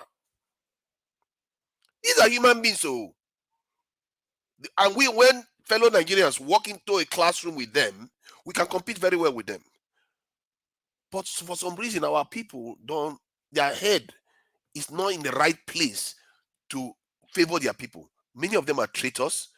And they can do anything to get one over each other. Instead of walking to it. Because if you have this type of attitude, look at the way Akpabio behaves now. He is willing to sell anybody just to get ahead. Someone like Tinubu is willing to sell anybody just to answer, I'm president of Nigeria. He doesn't care. Because they value that prestige more than the good they are going to do. What can I say? This stuff is not only him. It's not only them, because we are creating them every day. Tomorrow, all these people are going to go. We are going to have more of them go there. And our people, we need to be asking ourselves, how are we like this? Why do we always put it's like we like to oppress each other. We like to feel better than each other. And that mentality means that whatever it takes for you to get one over the next person, if somebody comes from the outside and wants to bribe you to do that, you will do it. You will betray your people just because you want to get one over that your neighbor. We need to ask ourselves whether we are vulnerable to these things. In terms of P2B, you can say whatever you like about P2B. Even his enemies praise him. It's really strange. Even when they say he's not as competent as, or he may not be as educated as the Daipo, they will tell you he's not a thief. He's a common guy. He's down to earth. Because the El-Rufai son talked about when he was studying A-level, being on the same class in an aircraft with P2B, and they had a chat and discussed stuff. So even when he could have said a lot of negative things about P2B, he didn't. That tells you, and this is one of the things people need to be paying attention to. He is speaking honestly. He could have just been facetious and just said, "So, oh, P2B is rubbish. I didn't even see him." And no, he could have said all those things, but he didn't. He said his own truth. That is his belief. He grew up with his dad. He probably believes his dad is more clever than P2B. What do you expect him to think? So we have to realize when somebody is speaking their own truth and respect it to an extent and try to empathize with him. And because I believe that his son, with the right kind of mindset, with the right kind of mind people around him, you'll be surprised the kind of beliefs he's going to come up with. Because he's speaking very honestly, frankly, about the way he sees the world. So we have to be a little bit more circumspect and show a bit of empathy when people are talking. Some people, their hatred is so deep that they don't listen to each other. I was in a panel where people were talking about P2B, and even a P2B supporter is doing so many things to ostracize people from supporting P2B. I was like, you are making people not support P2B more than anybody else. It's like you support P2B so much that you are driving people from supporting P2B. What is that? That is not support. You are supposed to be winning people over. Have you ever seen a church that sends people to go and preach for people, and they go and start making people hate Christ? You have to convince people to come and join you. Have solid arguments. Thank you, Niger Watch. I think I've covered all the this in the topics. I don't think I missed anything. So thank you very much, and I'll leave it for now. Thank you, Ogatu Niger. Yes, you covered everything. Thanks for that wonderful submission. Let me quickly see if Mr. Jonathan is ready now. Mr. Jonathan, you're still not ready. We'll be waiting for you. Let me move on to Mr. Ike. Mr. Ike, thank you very much, sir, for your time with us today. Thanks for joining us. Good evening to you. Please talk to us. You have 8 minutes. Good evening, my brother. Good evening. Good evening to other panelists. Good evening to those in the chat room. And to your mom too. I always, remember and see the comment section and see all the effort she's making, to support the country and also this platform. I'll start from outside and then I'll come in. I had, with sincere respect to Mr. FM, when he called from Italy and he said, Donald Trump is saying, Operation, go and fix your country. I mean, I don't know what is wrong. I don't know how anybody wants to describe that thing as evil. Here, there was a time we were having a debate here, and of course, I was in that presidential panel, when Trump contested against Clinton and even the last one. And he was talking about foreigners that come to US to school, and after that, they're expected to go back. The visa you get to come and study in the US, it does not keep you here after your studies. It's supposed to be after your studies you go back. The student visa. And Trump was saying that he wouldn't like a situation where people will come to their country, use their resources, schools they built and so on. And when they finish, they don't have anything to contribute to the US and they go back to their countries. That's not really so good. Since they have contributed in developing the person, it would be nice also for the person to give back to the US instead of just going back with all of those knowledge back to their country. That's not a sign of a man that want to send you out, that want to send you out of the country. But the only thing is, people that come from the back door wants to be recognized. And if somebody says, no, if you want to come into my country, come from the front door. Let me know who you are. You see, there's something about you coming from the window. Even the Bible recorded it to say, is a thief that comes from the window and come to destroy. When you are so desperate to go from the back door to a country, majority of those that do it don't do it with clean mind. They don't do it to come and contribute, but they are doing it to come and destroy. Because if you are qualified to go to a country, you will come from the front door. So when you see a man telling you not to come from the back door or not to come from the window, and you hate him simply because he's saying it, that's a mark of selfishness. It's a mark of selfishness. Don't also be looking for people to love you, looking for people to develop you. Find a way to develop yourself. Let me tell you, if you look inwards and develop our country with all the resources, all the God-given resources that we have, people will now come to us. So we don't need anybody to love us. I remember back in the years when people will ask you, how many Libyans do you see in other countries? You don't see them like that. They are comfortable in their countries, in their various countries. If we have the kind of oil we have, the kind of natural resources God has given us, if we harness it, people will be coming to our country to come and live. We don't need to run away to their place. I once traveled with one of these Niger Delta activists, and we went to Dubai together with his family and my own family too. And all through the time we went there, he was not ready to go to any of those places, the museum, desert storm and desert safari and so on. His anger was that they said the oil we have in Nigeria was larger than the one they have in Dubai. So he's saying if they could develop their country with this, what joy will he have that he has all of that at his backyard, and then there's nothing to show for it. Investors are like the way bees go to honey. They are attracted. You don't need to go out and be begging like our president did when he went to Qatar. He was begging, free in, free out, come and invest. It was so uninspiring.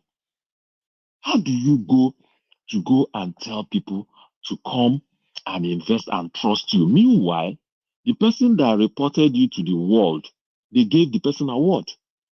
So they know you in and out. Because you forced your way, they say, okay, if you want to come, come. You come and you finish your ranting and you go. But if we develop ourselves and make ourselves safe, make our country safe. Was it not after that trip to Qatar that we are seeing all of these things going in the north? You think they don't know? The world is like a global village. Whatever that is happening here, they have ambassadors, they have their embassies. So whatever happens here, people report to their various countries. So you don't expect to go, you spend a little money that we have going to places and begging people to come and invest. And as we are going,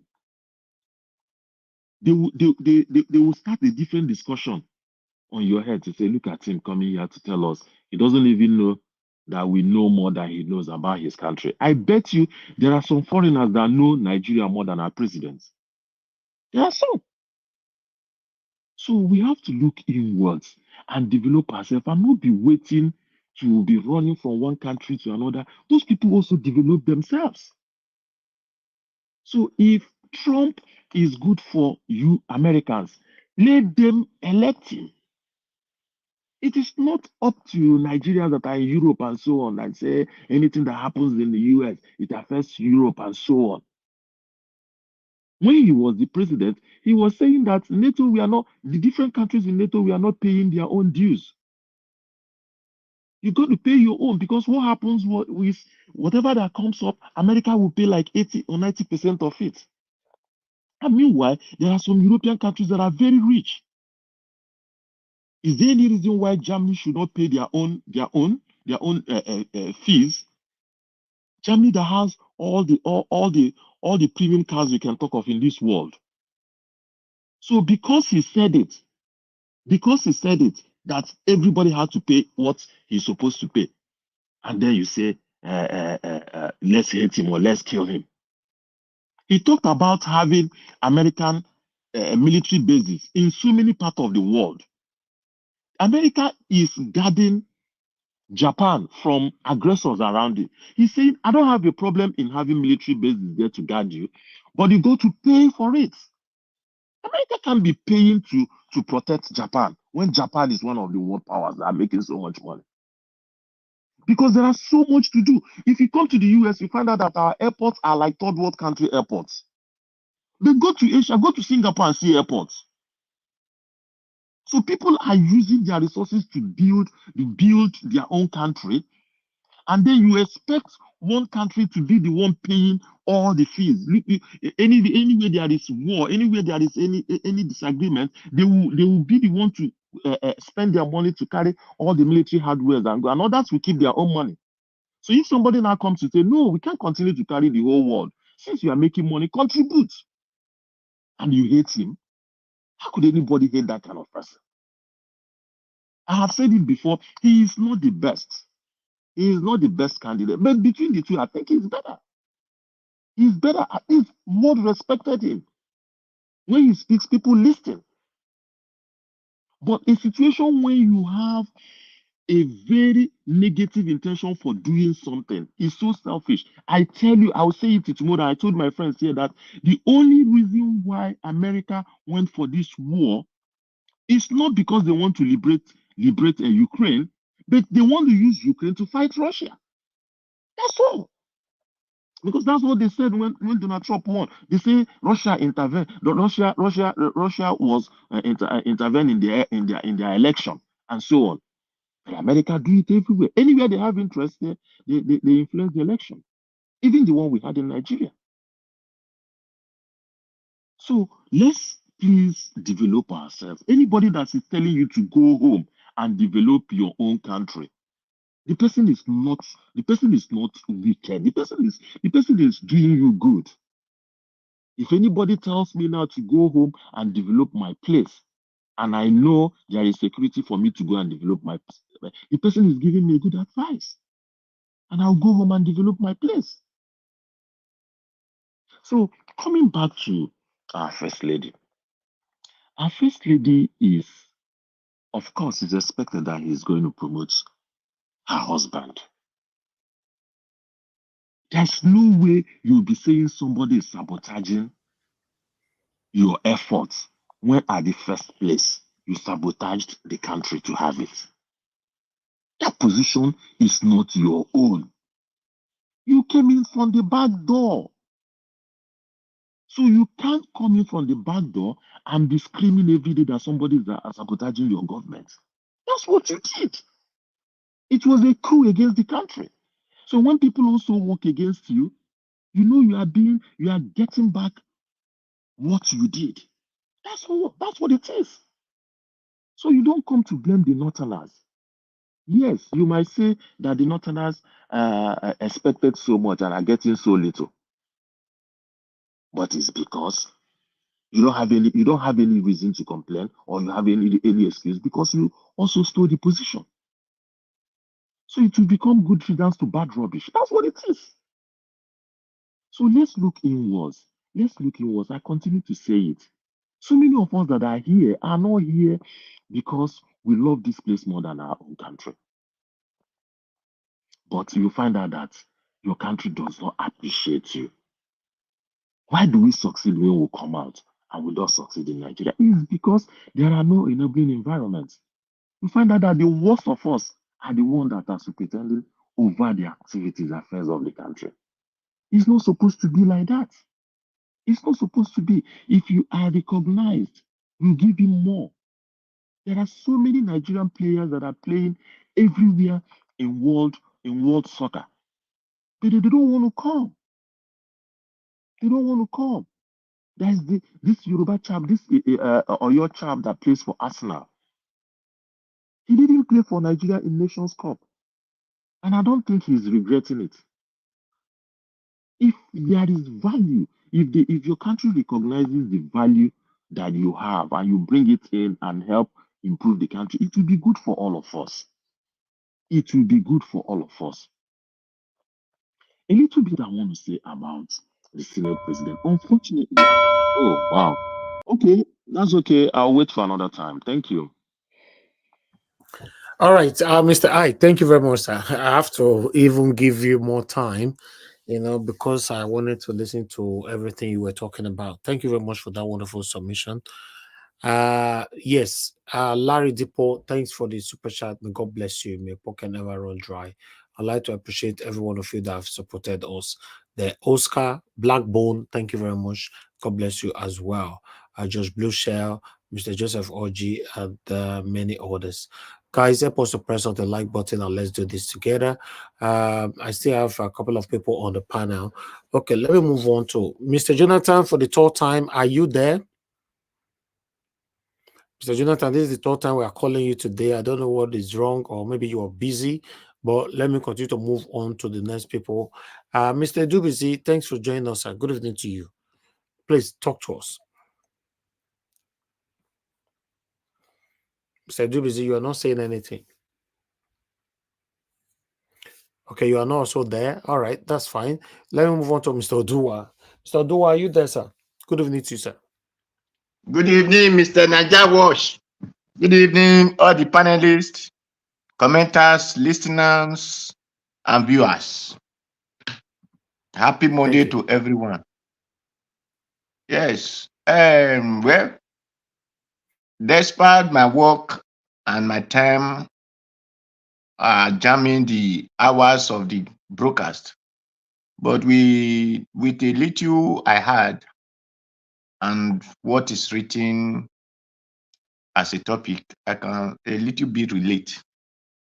Just like my brother who called from Italy that said Trump, they should not win. Or I laugh when people interfere on the areas which they don't have any affair. If Trump won, Biden won, what is our business in Italy? If they give you document, they did not give you document. It did not concern America.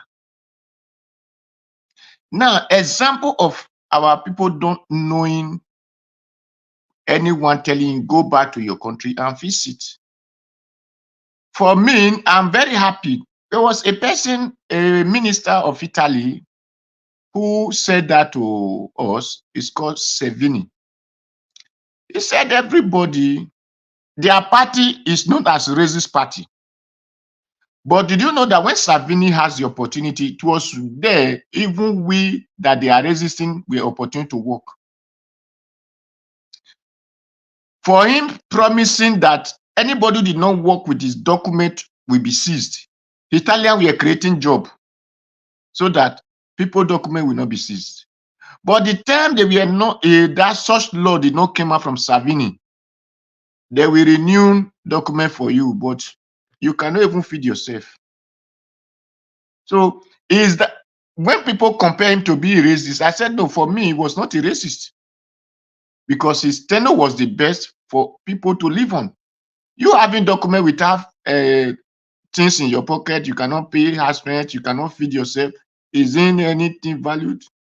But a man promised that he don't hate you black, he hate foreigner, he hate this one, but he was the one create job for the foreigners to survive on. So who is the best? The one who loved them but did not give them work, or the one who hate them and give them work and make their document too strong? So our people should begin to think. And if really we know the reason of traveling, For those of you talking English, said travel is a part of education. These our brothers and sisters that have been here and still coming. What do they learn in this their travel? Because I wonder when people say, we have studied in this Europe, we are do this, we are do that, they did not give us job. I look at them and laugh. I said, you always come here to come and learn, because there is no space for you to work. If our people could not understand, these people have started developing robots to do the work of human. Then how are you going to work for them? They have their own children that did not even have job, that are not working. They use robot to replace those their children, and they are feeding their children well. It is your duty to look these things and learn. When after you learn, you say, let me go home and develop my people with this knowledge. But the problem we have is we feed God when we get back to our country.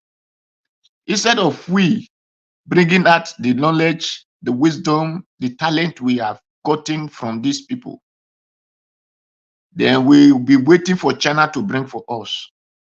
We'll be waiting for any other country that can produce to bring for us. Then we will tell you that government doesn't support us. The government doesn't support this country. This government that supports China. Is there anybody in Nigeria that can say he was there when the China government were supporting China? He was the one who signed those things that they used to support them. Instead of we bringing our talent together, 5 people come together with their talent and with their resources, they will create something. They will be telling, no, government cannot support you. How will government support you when you don't want to support yourself? For you people who read Bible, say, God, heaven help those who help themselves. You say, we are talented. When you go to another country, my brother, when you go to another country, your talent still remain in you. If you're in your country, your talent remain in you. That thing you call opportunity in that country, it is because those people put themselves together and create it. Then you will not opportune to work without your talent. But because you refuse to put it together in your own country, then you can never work. So you will look at the country, he kill your talent. For those of you talk, said, there was a man who said, think of what you will do for America, not what America will do for you. Our country, is there anyone who is thinking of what he will do for the country? Is it not what the country will do for him, what the country will do for him? That's why Dangote is the one that will carry salt, we carry oil, we carry onions, we carry banana, we carry pineapple, only one person. Instead of 50 people, 70 people, 80 people coming together and do that thing, but one person want to be the one creating telephone, doing the back, doing the front, doing the screen, doing the meta inside, only one person. So these are what is drawing our country backward. Not that the country is bad, it is because of our own mentality. So when anybody said, go back to your country, for me, I'm very happy. Today, if you tell me to return back to Nigeria, I'm not going there to be a lazy person. I will go there and establish things that I have learned. I do tell people, if anybody come to work under me, there will not be anything like agreement, come and write agreement. No. The day you come, from that month, you have been under me as employee and employer. So at the end of the month, if something comes out, I have to pay you. It will encourage you to do more. It will encourage you to put more of your wisdom and knowledge. But instead of we doing that in Nigeria, what do? We will tell the person, go and bring carton of this, go and bring carton of that, go and bring bottle of this, go and bring crate of that, go and bring this. The person will be frustrated to add his knowledge to your knowledge. He will run away. Then tomorrow you will say, all these people doesn't like to do something. No, it is because you killed their brain, you killed their zeal, you killed their talent. So let us change our mind and our country will work for us. So for those who say, for Tinubu and government who said the Northerners are frustrating Tinubu government, I don't really know if they think very well. That Tinubu, who are against protest now, were the one who led the protest that they do coffee of president who was still alive. Our brother Goodluck Jonathan, that enabled his mother to say no, he can no longer witness this kind of thing. So if you now become the position, you expect, according to you people who read Bible, say whatever you sow, shall you reap. So Tinubu have sowed sparingly, he will reap sparingly. He cannot sow sparingly and expect bountifully. That is why when the person he promised heaven and earth, the one that invite their people to come and dominate the main Nigerian people, the Palanga man, we are still frustrating him. But despite that one, we are the ones supporting those evil. But if you still look at it, it's the same thing that they are doing in Tinubu time, and they were still doing that much time. So if him seeing as frustration, he will clap for himself because it's what he sow, he's reaping. He saw it against his own brother who came from the south out of hatred because they don't want the people of the Benins to be in power or people of the Igbos to be in power. So they are angry. Then they gang up and say, go and call people from any other West Africa, North Africa, East Africa, Central Africa, and bring all of them to come and destroy the land. So those people they brought are the ones destroying the land in their hands. They are put them in soldier, they are put them in police, they are put them in Air Force, they are put them in Navy, and they are in high positions. So when they see that the money is not coming to their hand, they will do whatever they want to do so that they can give them money. So I'm just saying that is only so this is they are making businesses. And that even El-Rufai said it that time. Isn't El-Rufai the governor of this? He says it's a business. So they are making business. The only thing that pays me that they are using our own brothers to do their business. They are not using all these president and governor to do their business. So they will be using the poor people like us in the street to do business. So that is only what pays me. So for the wife to, I hear that they said their effort is yielding fruit. Yes, for me, I can see the fruit is yielding. So it's yielding fruit for the brains of Nigerians. As they are complaining now, they are hungry. That is why I'm happy. As they are complaining things are hard, I'm happy because it's really yielding fruit. So the hardness will still get to 4 years because it's just starting, it's just the beginning. Even Tinubu says it's just the beginning, they are just starting. So if we get to 4 years, it will be less for them to see that the fruit was bad fruit to them. Then I said, no, Tinubu, enough is enough. But if we had a good fruit to them, let them clap for Tinubu and carry on. Thank you. All right, Mr. Dua, thank you very much. Thank you very much. I appreciate your information. Yes, ma. Please, can I ask Mr. Odua something? Because I hear him always quoting Bible. So I want to ask him, Mr. Odua, where is that chapter and verse that you said heaven help those who help themselves in the Bible? No, I did. You people, the Christians are the ones saying it now. Which Christian? You have to stay where you know. If you cannot quote it, it's not that there's no way it says that. Please, so leave it like that. Yeah. But it's a popular saying. It doesn't have to know the verse. Everybody is talking about it. So, yeah, but Mama, I want to confirm something here. Mama, thank you very much. Mama, thank you. I know who have go to heaven and return back and come and write how heaven look like in the Bible. But I'm telling you that stay where you know. Not they say and that is the same thing. I ask a question. Right, Mama, can you mention a name of one person? Mention a name of one person who have gone to hellfire and return back and not write how hellfire look like in the Bible? I say it's not written. No, it's not written. So please stop misleading people. It's not written. Okay, thank you. If it is not written, the name of the person who went to hellfire, so you people should stop misleading people. Thank you, but it's not written. That's what I'm saying. All right, thank you, my wonderful people. I appreciate you all right there. I would like us to have a final submission right now, but before that, I would like to quickly appreciate those of you right there in the comment section that just coming in. Priceless Ify, thank you very much. Ray Abua, thank you very much, sir, for joining us today. Justina Alato, thank you very much. God bless you. Abu Aziz, good evening to you, sir. Thanks for joining us. Good evening to every one of you right there. Mercy, America, and many others. And God bless you, my people. All right, Madam Patricia, so now your turn. Give us your final submission. 5 minutes, man. Thank you. We don't go around now. Yes, so 2 people no answer, so maybe they're busy. So let's just move on. You know, but I'll be calling you Mr. Jonathan now. He don't come. Please, let's allow him. Mr. Jonathan, are you there? Yeah, I'm here. Can you hear me? Yeah, I can hear you now. Yeah, thank you.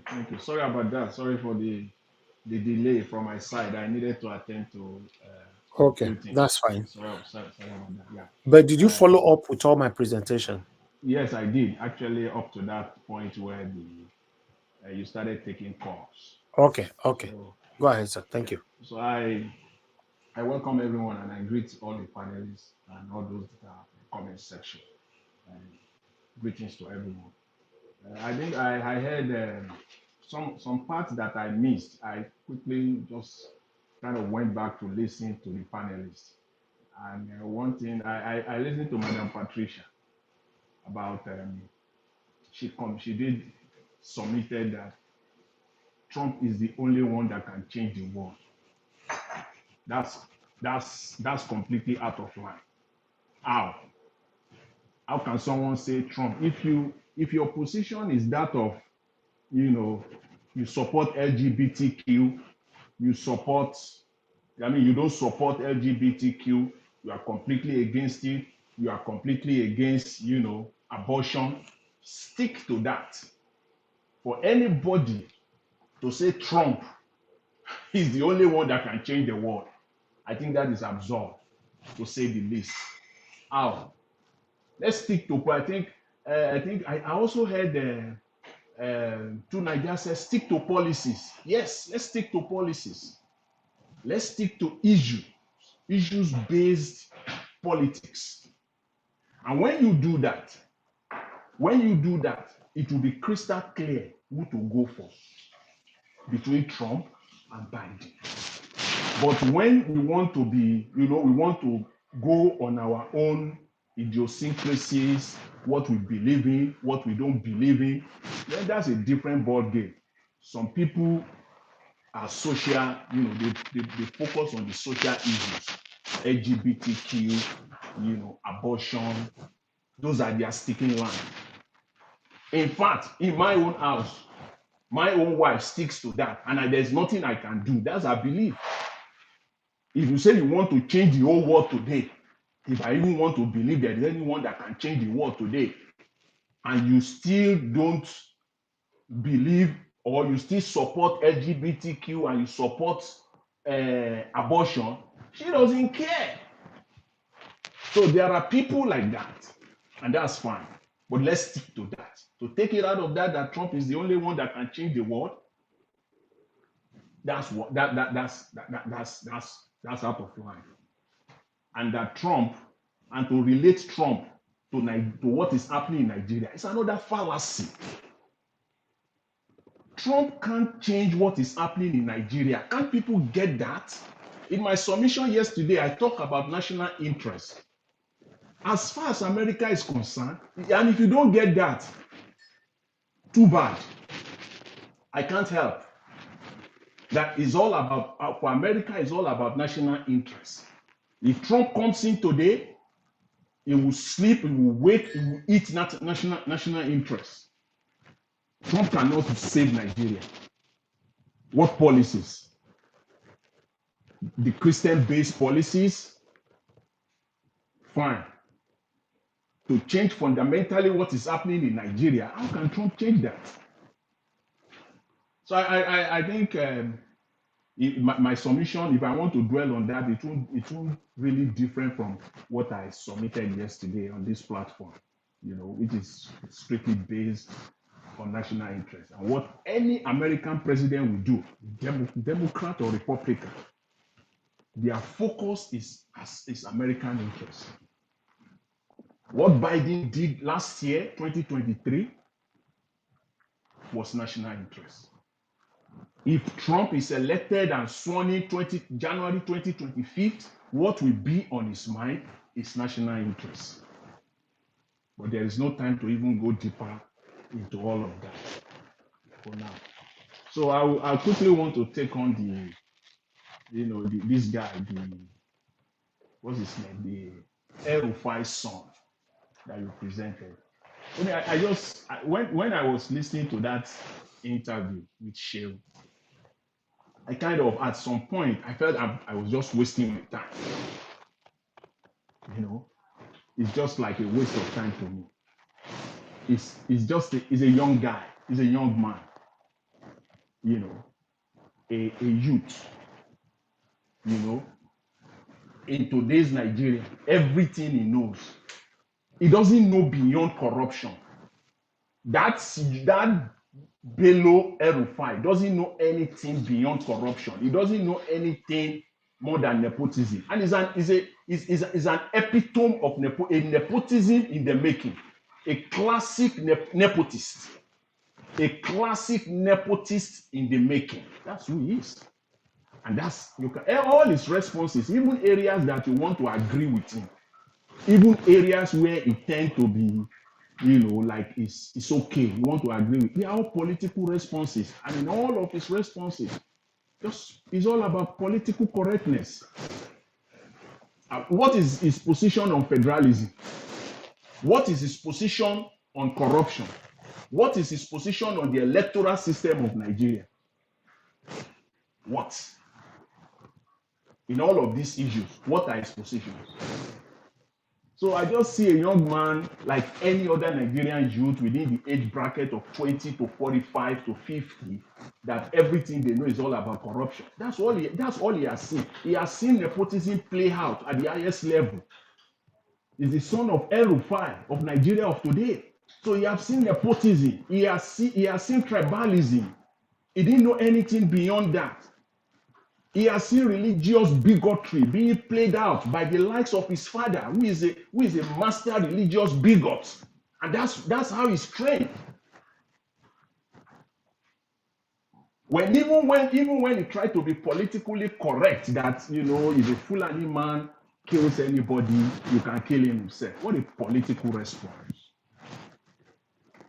How many people did his father, who is his mentor, how many people did his father arrested or brought to face the wrath of the law in Kaduna State under his watch? That hundreds of people were slaughtered by terrorists. How many? Those are political responses as far as I'm concerned.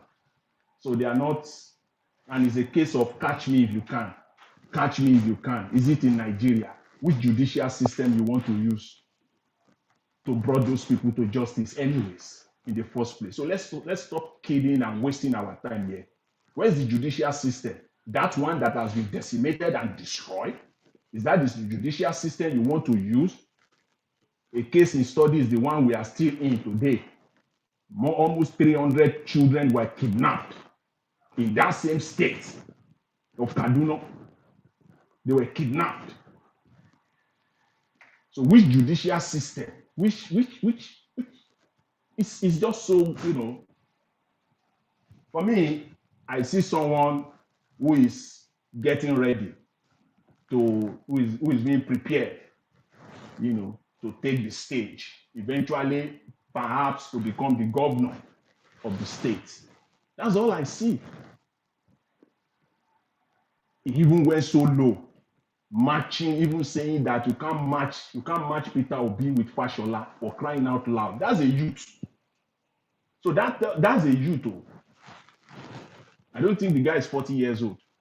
That's a youth who is saying that the Nigeria of today, and you can see everything in Nigeria, and you say Fashola.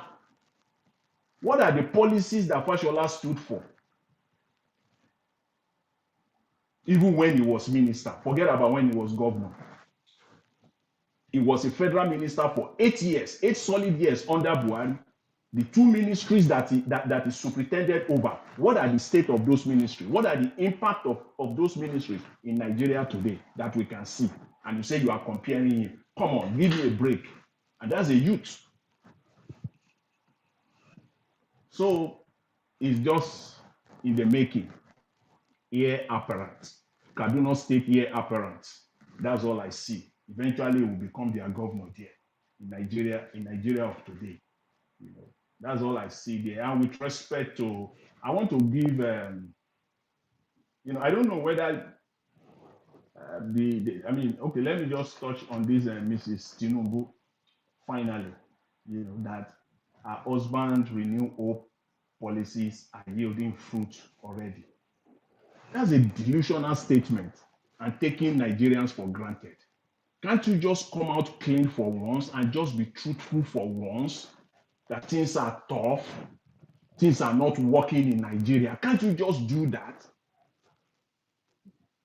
When I listen to that statement again, perhaps I just want to give it to her. Maybe as a Christian, she's making a prophetic statement or a proclamation that whatever you believe that you want to happen, profess it, confess it. I think it's a confession. I think it's a kind of a proclamative confession that things are working out. And if I say it enough, if I can say it and continue to say it and say it and say it, maybe it will happen. But you don't do that on national stage. You don't do that when the lives of millions of people are at stake. You can do that in your own personal life. You can proclaim, you can declare your prophetic faith, whatever. Even when people are dying, you can proclaim that they are alive. You can do that inside your bedroom. You can do that within your family. You can do that within your church. You can bring that to national level where the lives of millions of people are affected. What is yielding fruit? What is yielding fruit? Hello, Mr. Elvis, can you hear me? Hello?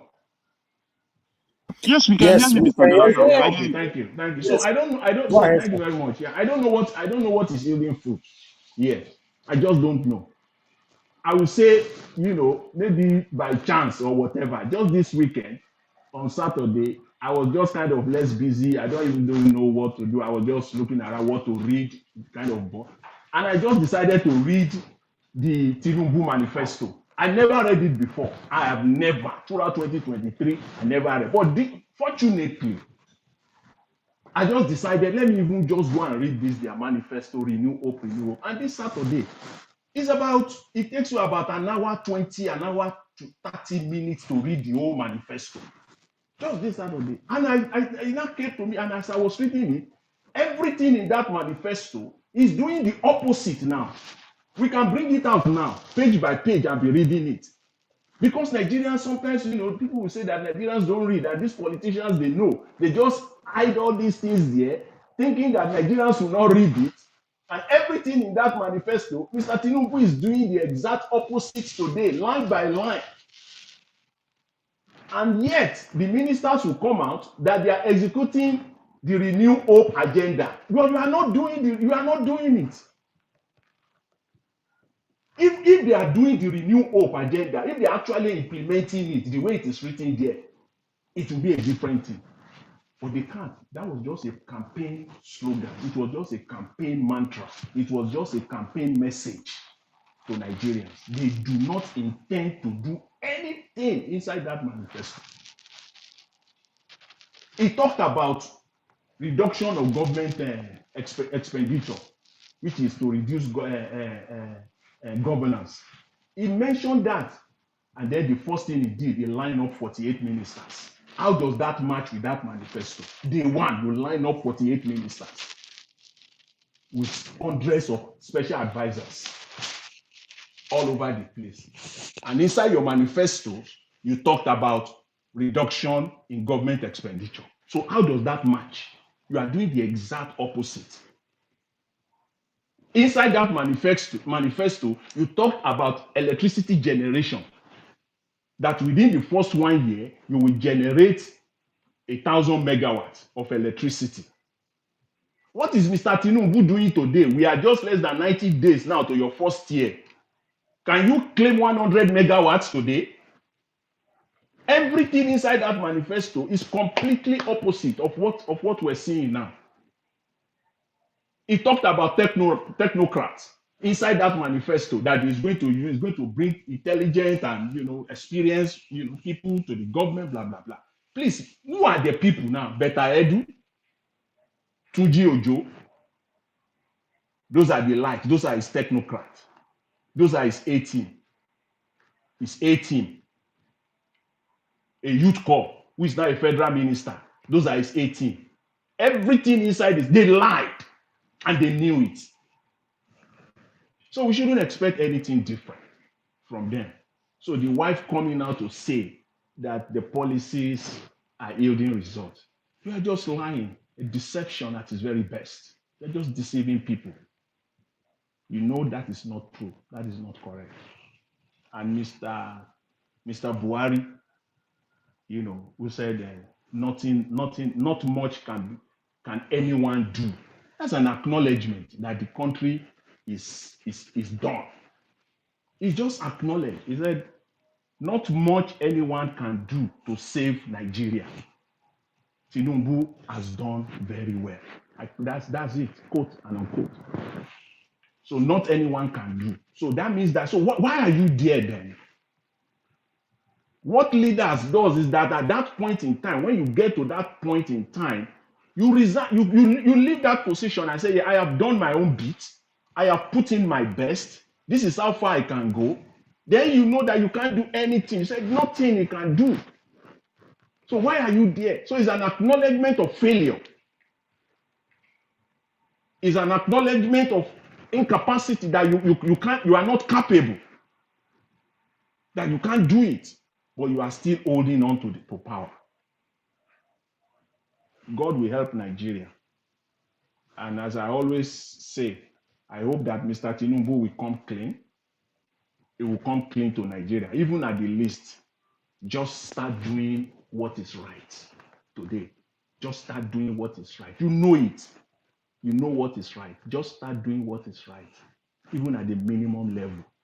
Then we'll start seeing Nigeria as a country moving forward. Mr. Elvis, I will leave it at that for now. Thank you very much. Thanks for the opportunity. I appreciate it. Hey, Mr. Jonathan, they never ring bell. No, it's okay, sir. Thank you. Thank you, Mr. Mr. Elvis, I yield the mic. When people say they yield the mic, they are not yielding anything because they've exhausted their time. You yield when you still have time. So I yield the mic. So I still have time.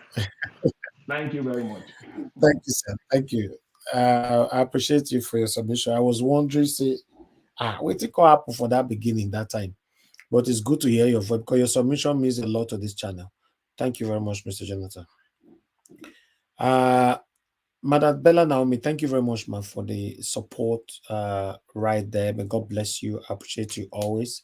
Thanks for being there. Thank you. Black Panther, you're on the comment section. How far?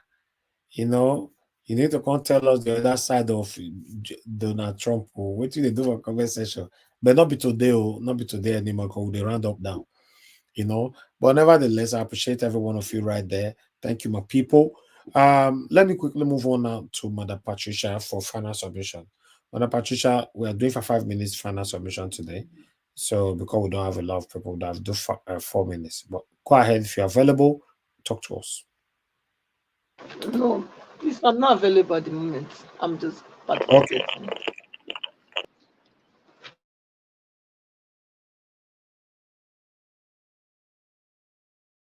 I think he has dropped out. Who's next? Is it Jonathan? Yeah, I just finished now. Okay.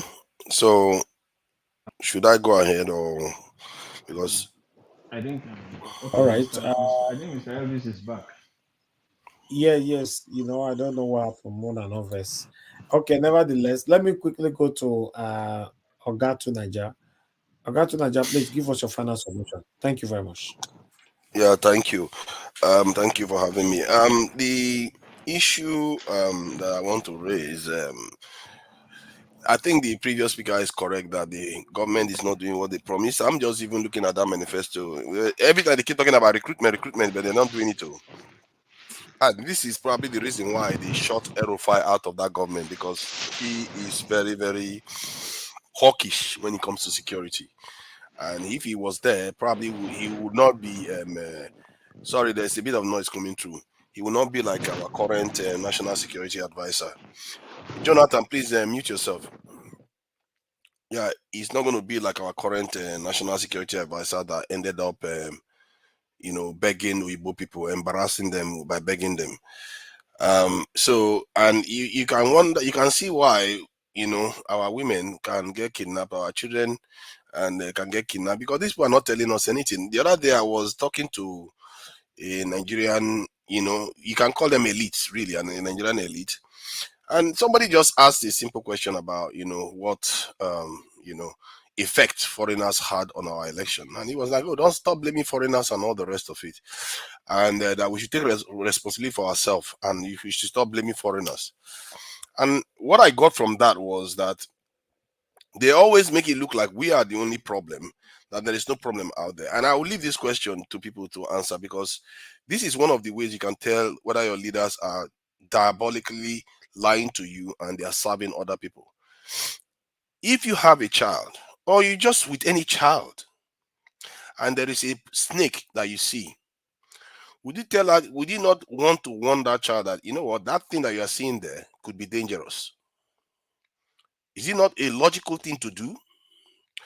But do you see our leaders warning us about possible people that are danger to us? They never do that. And yet, the people that they like to say, they like to pretend as if we are always blaming, those people define themselves against other people all the time. The US defines itself against Russia, defines itself against China, Al-Qaeda, name it. They define themselves against everything else. But when you ask our leaders, why is it that these things are happening? Could it be that there are some people that are causing problems? They will tell you, stop worrying about them, worry about yourself. Both things can be true. We are ultimately responsible, just like that man with that child, or that woman with that child is responsible for that child. But that person is also responsible for letting the child know that that snake could be dangerous. So it tells you the way our people think. And I wasn't very happy, because the person that asked that question, I felt the person was making a valid point. And I'm sure maybe the elite that shot that person down is also thinking twice. Because sometimes some people do this and they don't even know they are doing it. They weakened us so badly. I really can anybody even picture what it's like? The days that our kingdoms fell, how it was like, what the women were doing, what the children felt like. Nobody thinks about those things. And all these sort of things gives me sleepless nights, and it gives me trust issues when you hear that 700 and something people were kidnapped in 1 week. And if you look at their manifesto, they promised us they will recruit. They keep saying it. They repeatedly, many times they put it there. They're going to recruit.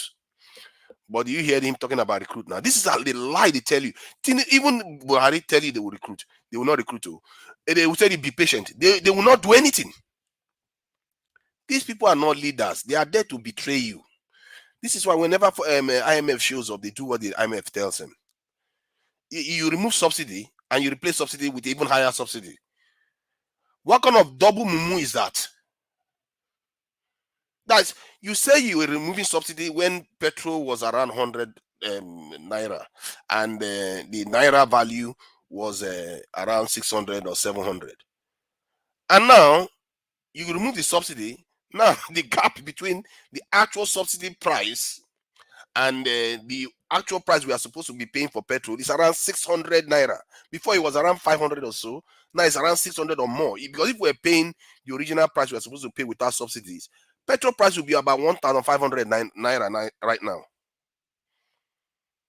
So he's still subsidizing the naira, the petrol, and the Nigerian currency has depreciated on top.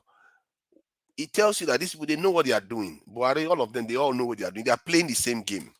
Keep the country strong enough not to collapse and weak enough never to develop, so that we see small things, we start praising them. Oh, you've done so well. You've done so well. This is not how normal nations should operate. I have been saying this. This is not how normal nations operate. Normal nation, when they want to build something, they get it built.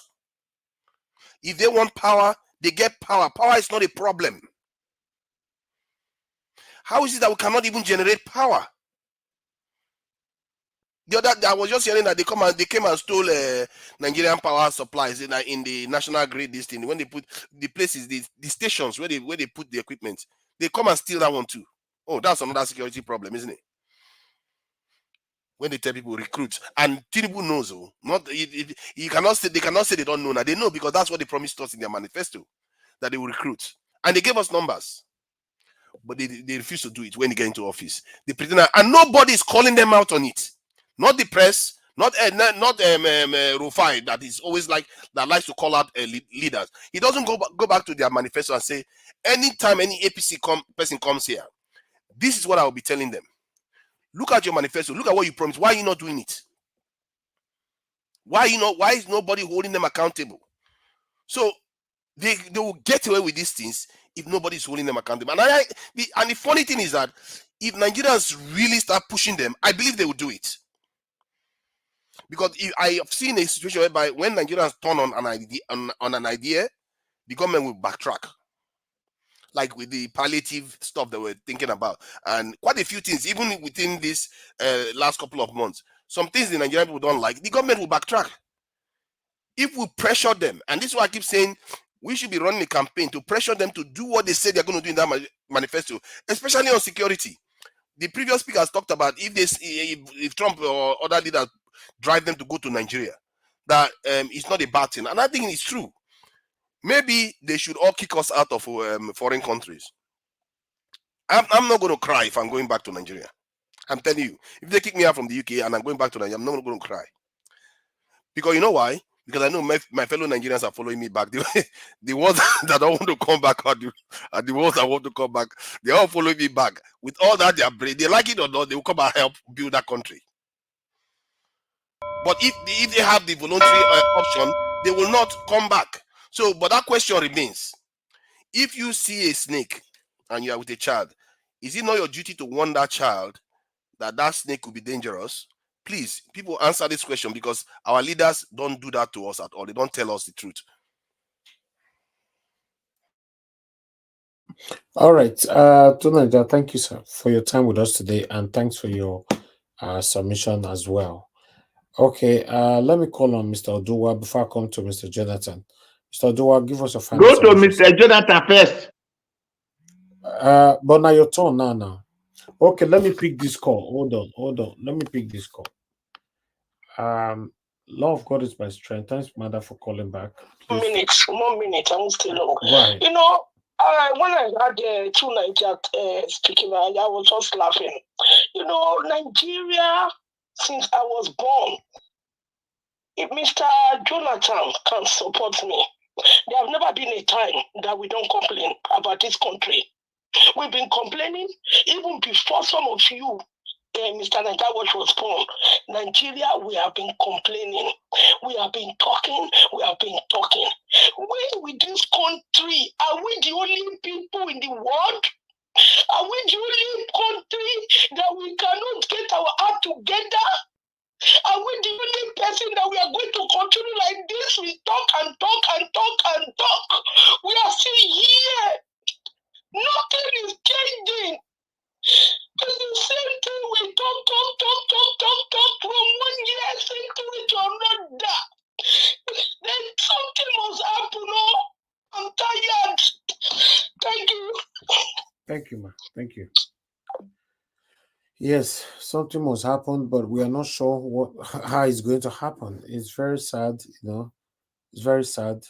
We'll find ourselves this way. Let's move on, guys. Mr. Oduwa, please talk to us. Okay, thank you. Just 3 minutes. Yes, thank you. I'll be 4 minutes. Well, as you know, me, I don't change my word, because I always talk so that our people when they has go they hear, they go feed the follow up. Our mama when they sell something for market, they'll feed they know say that their children they talk for year. So see what they talk so that they go feed the follow up. The only I never see unless my brother will may come speak go to me go to for us.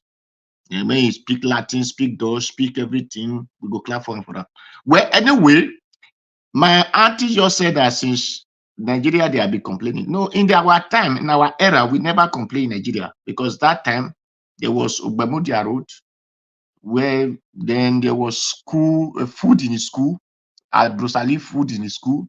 So there was light, although despite our people were when NEPA bill, they refused to pay that enable all the light to collapse today. So we are living, and you know, our people said government work, you put it in the shoulder, you rest in your shoulder. When it's heavy, you throw it off. So we never know that we're supposed to be putting government work in our head. And so this, you know, we did not complain. It was when military take over the country, which the criminal of the military who rule it to their detriment that enable Nigeria to become a white forest today, which the wild animal are eating their prey. So that is why people are not complaining.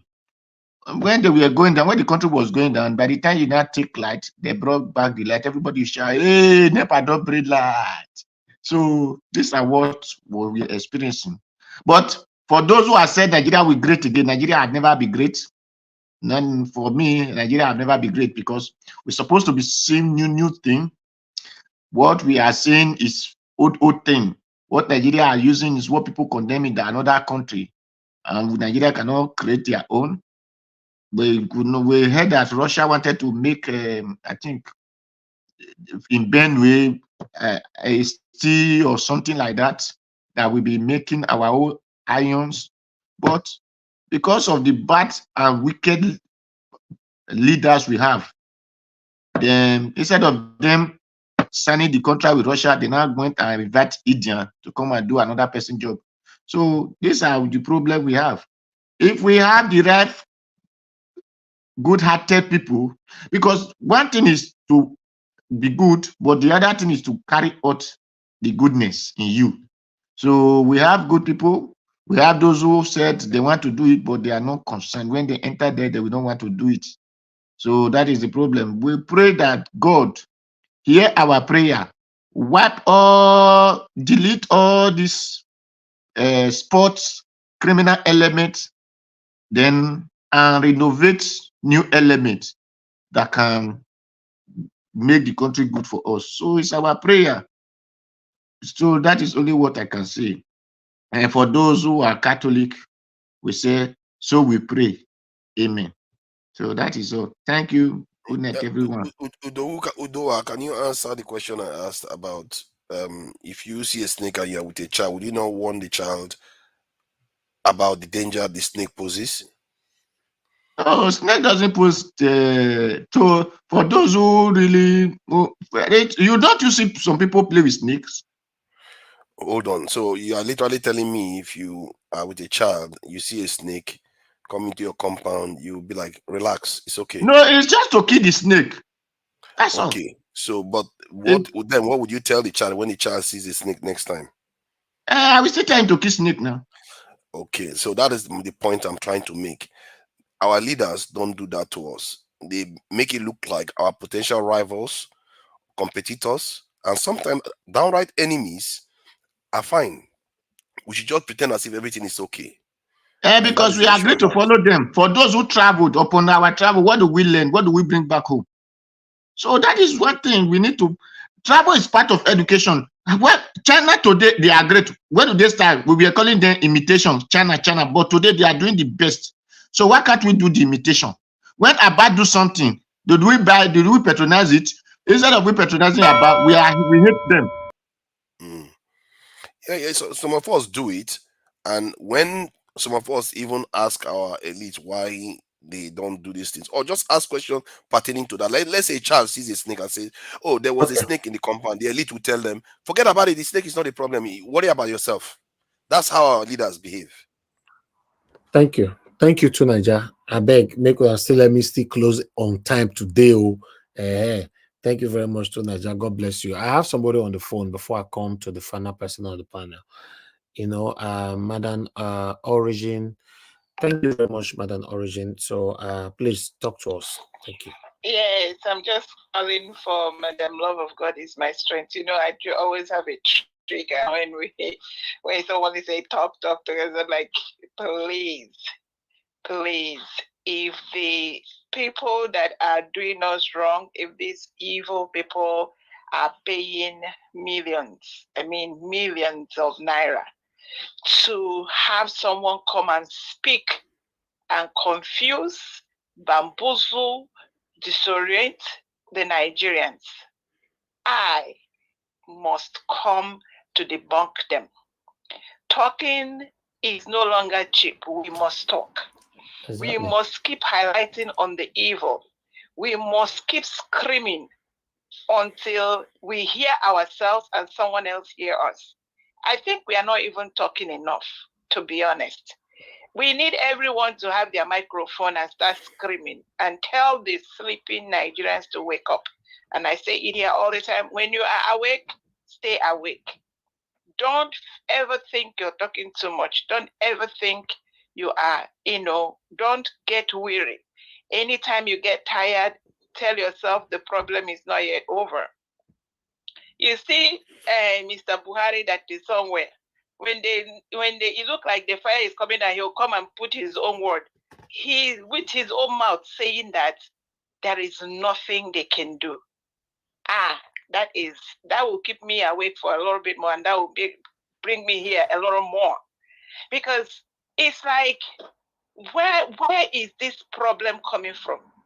The problem we have is that the worst of the worst is ruling the best of us and all the people that need to be taken care of. While you have people that in their brain, look at the likes of Akpabio. Like I always say, they need to go and check that man's brain. Everything he says is like you want to slap yourself and make sure you are not in a dream. Look at the AKA, that is the number one public officer, the number one representative, the number one role model in our country. Why would that make you sleep? So we have an inundated problem that needs to be resolved. And one thing I know, and I say it here clear, it doesn't matter who is trying to paint the picture. When you have a mismatch, what happened to Abure Accord? What happened to Jonathan National Confab? What happened to all this call to come and address the issue? The problem is not that we don't know the problem. It's just like the people that need to, come to table refuse to come to table. But what I'm saying is, this time we are awake, this table, it must turn. Something has to give. We keep screaming until that thing that needs to give gives, and the people that own, the owners of the land, the owners of the resources, the owners that are supposed to utilize their resources to develop their land are given opportunity. And what I mean is give them opportunity to develop their land. You won't let them. Now, let me say, Mr. Niger, which I know you're not going to like this, but I'm going to say it anyway. How can it be that someone is screaming, we are hungry, but meanwhile, in your side, you are the one that a whole lot of things are going on there. You are hungry. 75% of the resources is in your hand. You are hungry. The rulership has been in your hand all along. What are you using with all the money? Where are you taking the money? What is the money doing?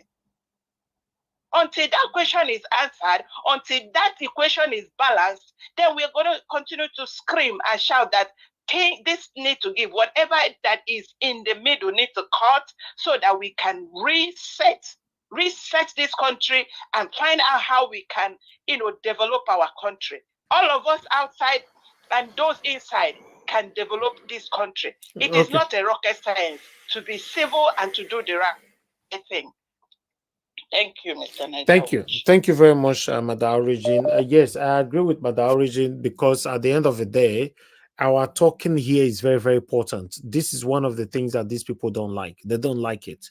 They don't like Nigerians to even go on air and talk anymore. Apart from that, what is Chinese television doing? What is Arise doing? What is BBC doing? What is CNN doing? So, yes, all of us are doing the same thing. The only difference between them and us is that they have more privileges to invite prominent people into their platform that will quickly come in there to speak to them. That's all. But they are talking.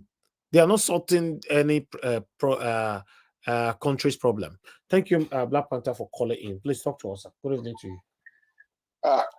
Thank you, Mr. Najawa. Can you hear me clearly? Yes. I want to thank everybody that has spoken.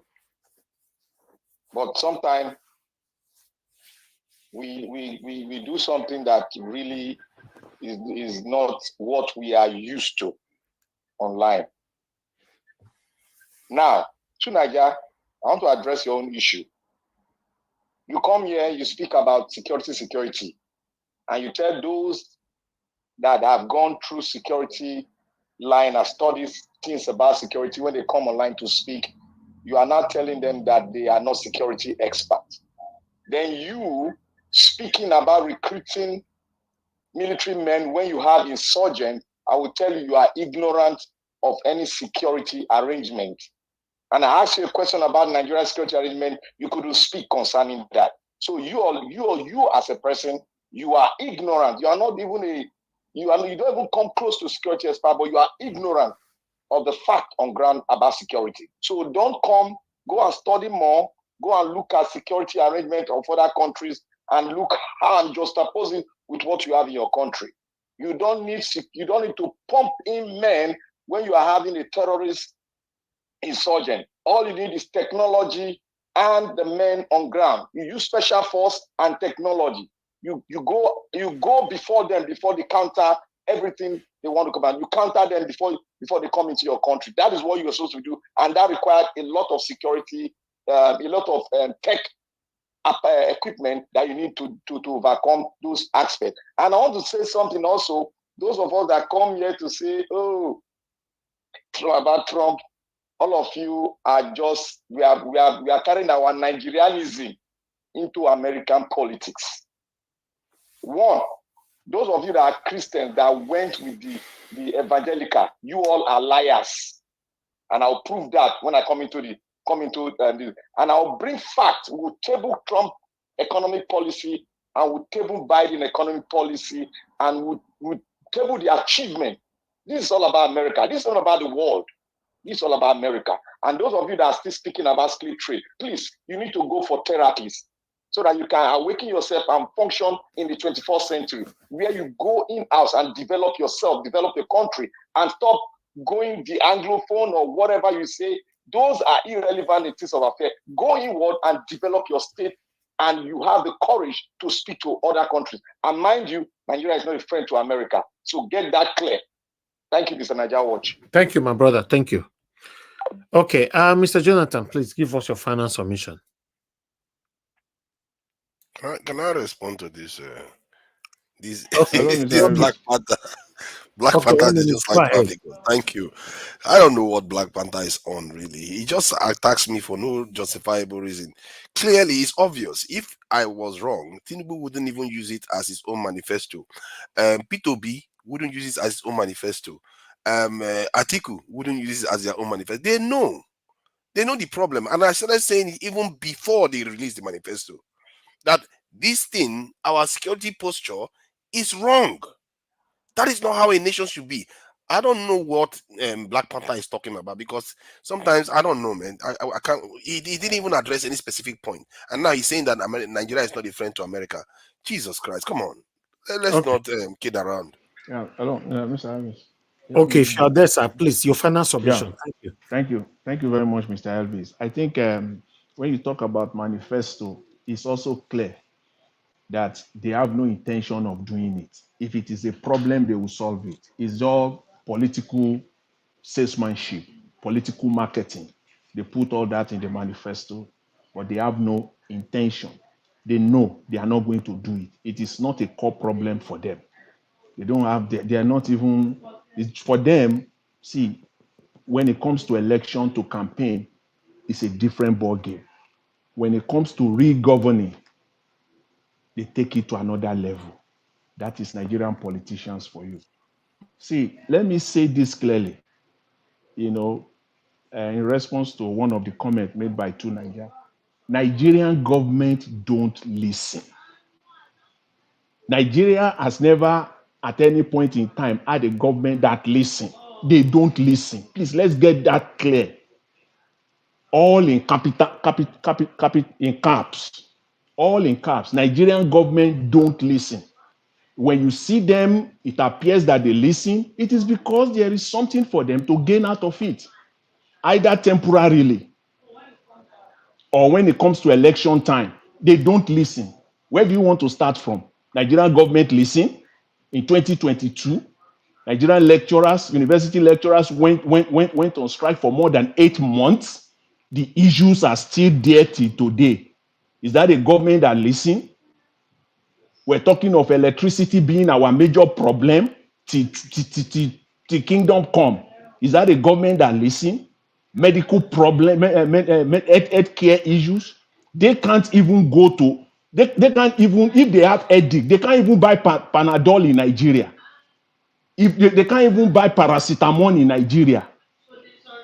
Is that a government that listen? Don't even go there. Nigerian, we don't have a government that listen. Nigerian government has never been a listening government. Till today, they don't listen. We're talking of constitutional nonsense. Is that a government that listen? To trash the whole constitution, this document they call constitution, the 1999 constitution, and they said that's amended. What is it that you amended on that document, other than those things that benefit you? Is it the inclusion of Sharia that you want to say it benefits Nigeria? Where is that a government that listens? People are talking of the electoral nonsense. Is that a government that listens? Where you can even say it over and over and over. So they don't listen. So when it appears that they listen, it's only when it suits them for their own whims and caprices. Period. So don't let us sell that even to people that doesn't even know what is going on in Nigeria, that we have a government that listens. We don't. And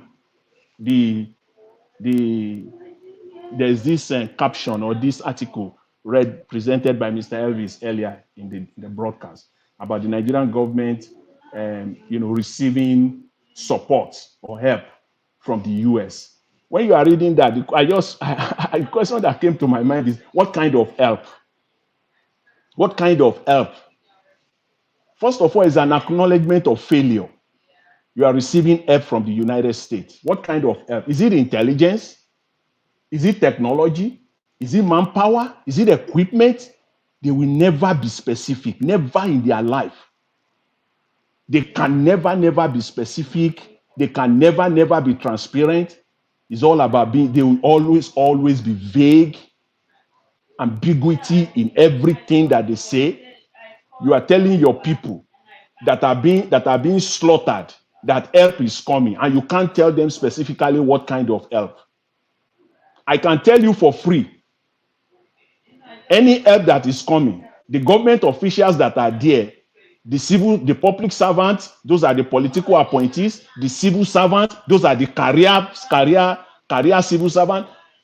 They are all waiting for what they are going to get out of it, and they will sabotage it. Because this is not the first time that the United States is offering, herself to help Nigeria, and nothing eventually will come out of it. So that is Nigeria for you. And finally, I wanted to talk on what Madam Origin, mentioned this last call. Our last call, and that is something that I wanted to talk on. She mentioned it, and thank you. That the Nigerian government, when you see what is happening as a Nigerian in the north, even these last days alone, you will not but just only cry for that country. The amount of massive investment, money that has been put into that part of the country, and what I was seeing on TV for the last 4 days. Look at schools in Kaduna. You will cry for Nigeria. When I say the world is watching, when I saw that video on TV, I wanted to confirm. I check all the news network. Of course, we are all living at least most of us, people are living in the Western countries, and you have access to, to TV stations, global network. Check all the global network; they are showing it. That picture of those schools. Is that not a shame? CCTV, the Chinese network, they showed it. Filipino TV, they showed it. The Punjabi TV, they showed it was there. And they just kept on showing, not to even talk of Al Jazeera, that one is there. Everybody is seeing that in Nigeria. All this network, all these things were all over the place. Hero News is all there. And they just station on those schools. That's a shame. The world is watching. Look at schools. Look at classrooms. When I saw it on Filipino TV, I wept for that country. With the amount of money they're pumping into those areas. Governors of those states, governors after governors. Look at schools, Nigerians, Nigerian government. All of you should be ashamed of yourselves. Extremely ashamed of yourself. What a shameless set of people that have had the opportunity to superintend over this country for the last 25 years now, quarter of a century. Look at schools. With the amount of money they have injected there. Look at it. If you are anywhere at all, in any part of the world, can you call that schools? They look like places I will go here to go and they look like slaughterhouses where they slaughter rams. Yes, so slaughterhouses are better than that. It's not a joke and it's not an exaggeration. With all the money they have, and this year after year, and that is Kaduna State. The same thing across all the states in Nigeria. You will go to deeper, rural areas. You will see schools. Those are the places where schools should be the best because things are relatively cheaper. Perhaps you will get labor cheaper. But look at schools. Look at the conditions under which students are going to school. We should cry for that country. And they will come out, they say what they are doing is yielding results. Please, somebody go and show Madam Tinubu the pictures of primary and secondary school in Kaduna, in Kuriga, in Kaduna State. Go and show her and say the Renew Hope is yielding results. Can she send her grandchildren to those schools? Can she even send a gardener children to those schools? And we say we have a country. And they say they are superintending over it. They should be ashamed of themselves. The world is watching. That is what the world is seeing. This past 72, 4 days counting now, when these children were kidnapped. This thing is all over the world. I saw it everywhere, all over. That's so shameful. And that is what we're seeing in Nigeria. So please, we don't have a government, and they can play their propaganda, they can do whatever they want to do, continue to lie to Nigeria, knowing fully well, you are aware that you have failed. You continue to fail because it's not a rocket science. It's not a rocket science to build dignifying classrooms for Nigerian children where they can go to, primary school students where they can go to. Look at the roofs of those schools. Those schools have been built maybe 50 years ago, dilapidated. And they will say giant of Africa. We like to deceive ourselves. Go there.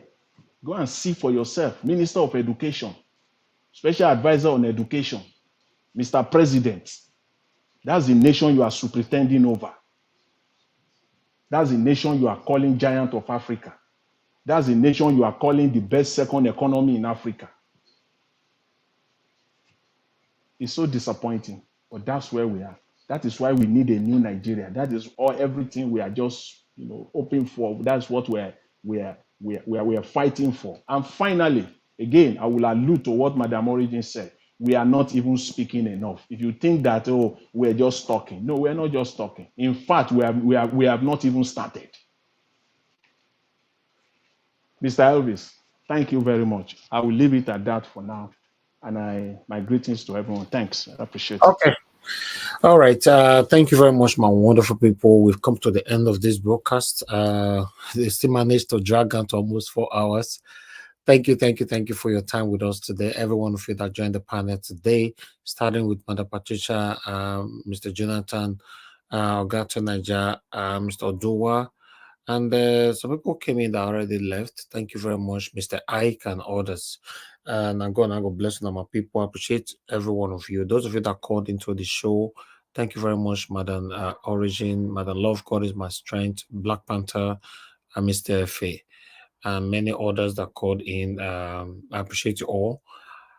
Yes, on the comment section and I would like to quickly acknowledge those of you that supported the channel today. I would like to start with Pretty AJ. Thank you very much. Peggy Modi, Amaka Fujebi. Thank you, Josh Blue Shell, Mr. Joseph Oji, Oscar. Thank you, Larry Dipo, Madam Bella Naomi, and Oscar once again. And God bless you, my people. I really do appreciate you all. May pocket never run dry. Continue to support us. Continue to encourage us to do more for you. Continue to share our videos. Continue to like our videos. Continue to do your part for us to have a better Nigeria in our time. Is one person cannot do it. So whatever that we're doing on this panel is a collective effort. So I appreciate every one of you. I'm not taking anybody for granted. Let's continue to do the talking. They don't like it. Yes, let's continue to call them out to do the right thing. We can't continue like this. Our country is not working. Since I was born, Nigeria have never been working. So that is just the fact. So I'm doing my part to see that Nigeria work in my own time. So let's continue to put in that effort and do our part. I appreciate every one of you right there, everyone right there on the comment section. May God bless you, all my people, all our spectators, and those of you that doesn't join the panel or doesn't write at all. You're watching us and you mean well for Nigeria. God bless you. Mother of all, Mommy Diaspora, thank you very much, Mommy. I appreciate you. Thanks for all you do. Thank you very much, Guy Lele. Thank Oga Chris. I can see you right there. Comfort Bebe, thank you very much. God bless you. Mother Patricia Takujimi is on the comment section as well. Tracy Jacobi, thank you. Peggy Modi, thank you. Thank you, Michael Organamaro. Victory all the way. Ray Abo Azi, thank you very much. Martina Abasi TV, madam, we saw you earlier on. Thank you very much. God bless you. I appreciate every one of you, my wonderful people. Yes, I'm very happy that we closed on time today, but I was targeting 2 hours, 30 minutes, but still 3 hours, 35 minutes still counting means a lot to me as well, so that I can have some time to relax, prepare myself, then we hit it again tomorrow, 6 p.m. Guys, do your part by pressing that like button before you leave. And those of you that are going to be playing back our video later on, please do your part. When you've finished and you are happy with the submission of my wonderful panelists and my callers and everyone, please do your part as well by pressing the like and share our videos so that our voices, our submissions, our plight can go far. Also use the super thanks. Super thanks is right there for those of you replaying to show appreciation to the channel, encourage the channel to do more for you. Thank you very much. For those of you that is coming across this channel for the first time, please subscribe to us, hit the notification bell to be notified whenever we are here so that you can join this live interactive session, or rather, you'll be updated whenever we upload a video. My people, we've come to the end of this broadcast. That is all I have for you guys today, and I'll see you guys again tomorrow by God's grace. Fingers crossed. We'll meet here again by 6 p.m. Nigeria time. Good night, my people, and bye for now.